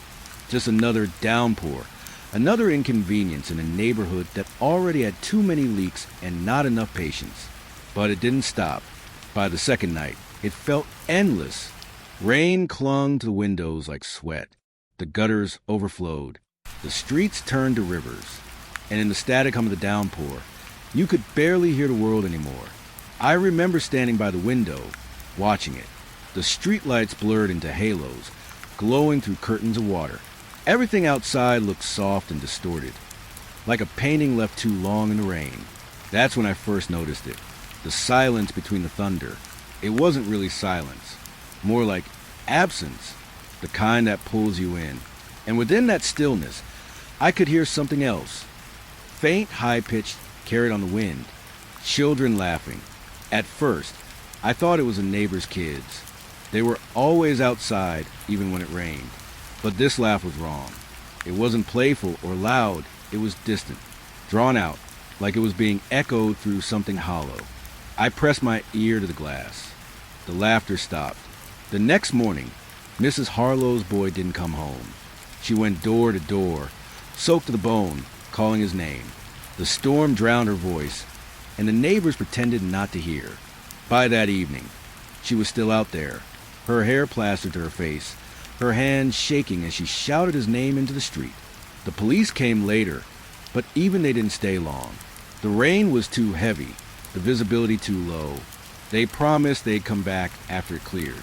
It never cleared. By the fourth day, more children were gone. 3 from the houses down the block, another from the corner lot. Each one vanished during the storm, with no trace, no sound, nothing. And every night, I kept hearing that same laughter. Not through the walls this time.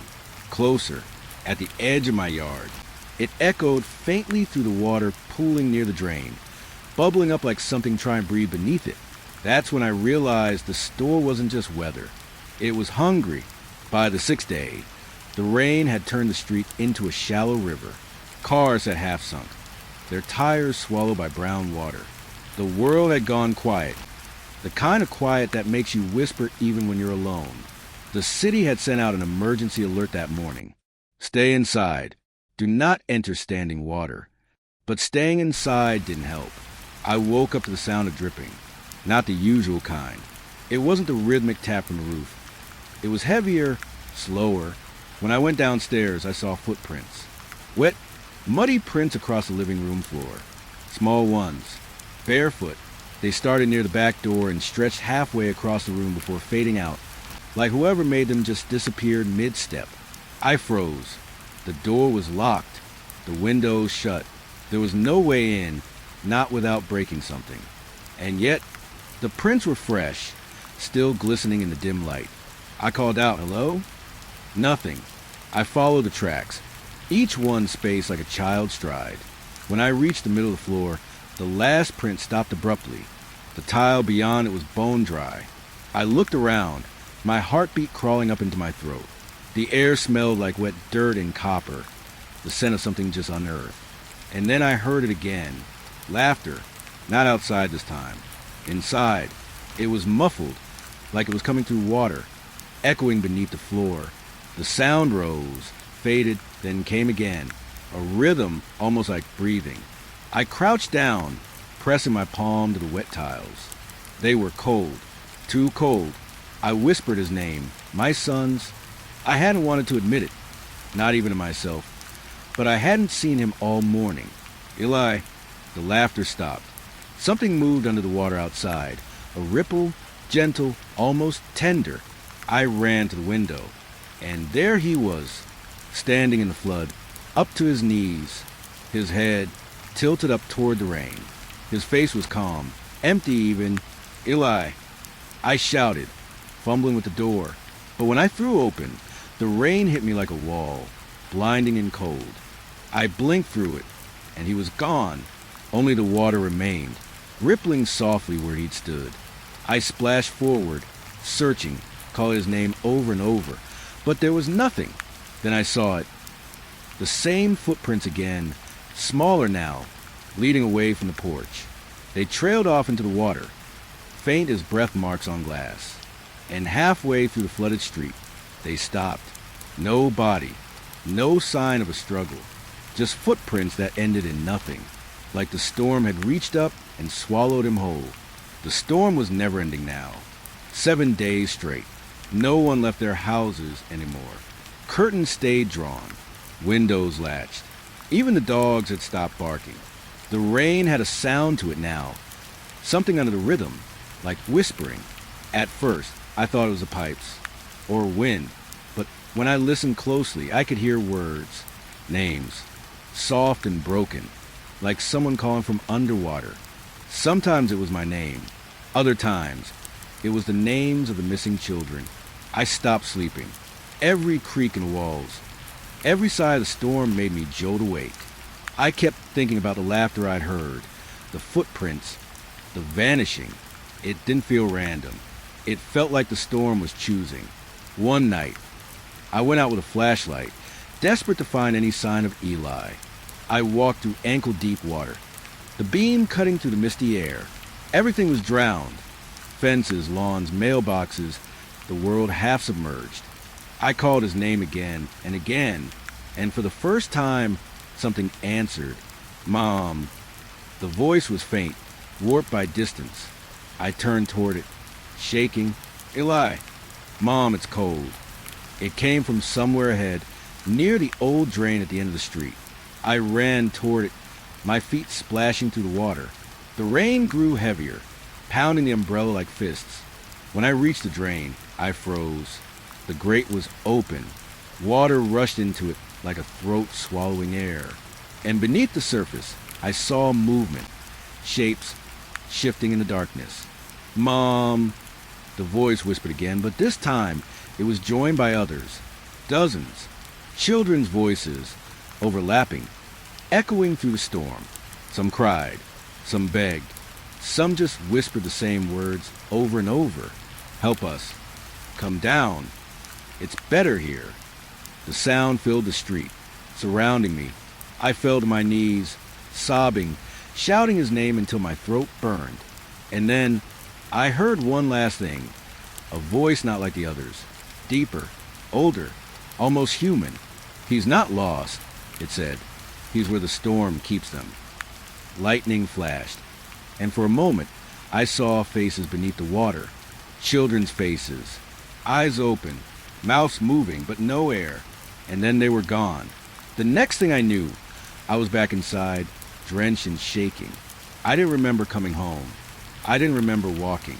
But outside, through the rain, I could still hear them whispering, calling for anyone who would listen. By the 10th day, the rain began to slow. The wind softened. The air grew still. The world seemed to sigh in relief, but I couldn't. The quiet felt worse, because when the storm stopped, I realized what it had taken. Half the neighborhood was empty now. Windows dark, doors open. Some families had fled during the night. Others hadn't been seen at all. I went outside barefoot, stepping into puddles that reflected the colorless sky.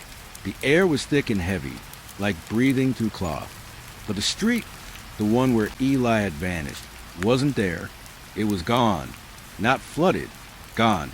Where it should have been was just a stretch of grass and mud, as if the road had never existed. The houses that once lined it were gone too. No rubble, no debris, no trace, only silence. And in the middle of that empty space, a single storm drain remained, perfectly clean, perfectly dry. When I knelt beside it, the air around me dropped, cold and sharp. I leaned close and whispered his name. And faintly from deep below, I heard a reply, "Mom." It wasn't distant this time. It was right there, like he was just beyond reach. I pressed my hand to the metal. It trembled beneath my palm, vibrating like something alive. "Where are you?" I whispered. The answer came in a rush of wind from below. "Down here, where the rain goes." I should have run. I should have left. But I couldn't, because even now, part of me still believed that if I just reached far enough, I could pull him back. So I lifted the drain cover and looked inside. There was no tunnel, no ladder, no bottom, just darkness, endless and deep. And in that darkness, reflections, water shimmering like glass, showing faces I recognized, children from our street. Their eyes followed me, and among them I saw Eli. He wasn't crying. He wasn't afraid. He just looked. Still, behind him, the shadow of something vast moved, a shape like a storm cloud, twisting, forming into something almost human. Its voice was the sound of rain itself. They belonged to the water now, all of them. I stumbled back, gasping. The sky above me darkened again, thunder rolling low and slow across the horizon. The rain was coming back, and as the first drop hit my cheek, I understood the storm was never meant to end. It just moves, street to street, town to town. It takes what it wants, and when it's done, it erases the evidence. Even the ground forgets. Now, when it rains, I hear them again, whispers between the drops, tiny hands brushing against the windows, calling me. Sometimes I almost answer, because when you lose something to the storm, it doesn't stop calling your name. It just waits for the next flood.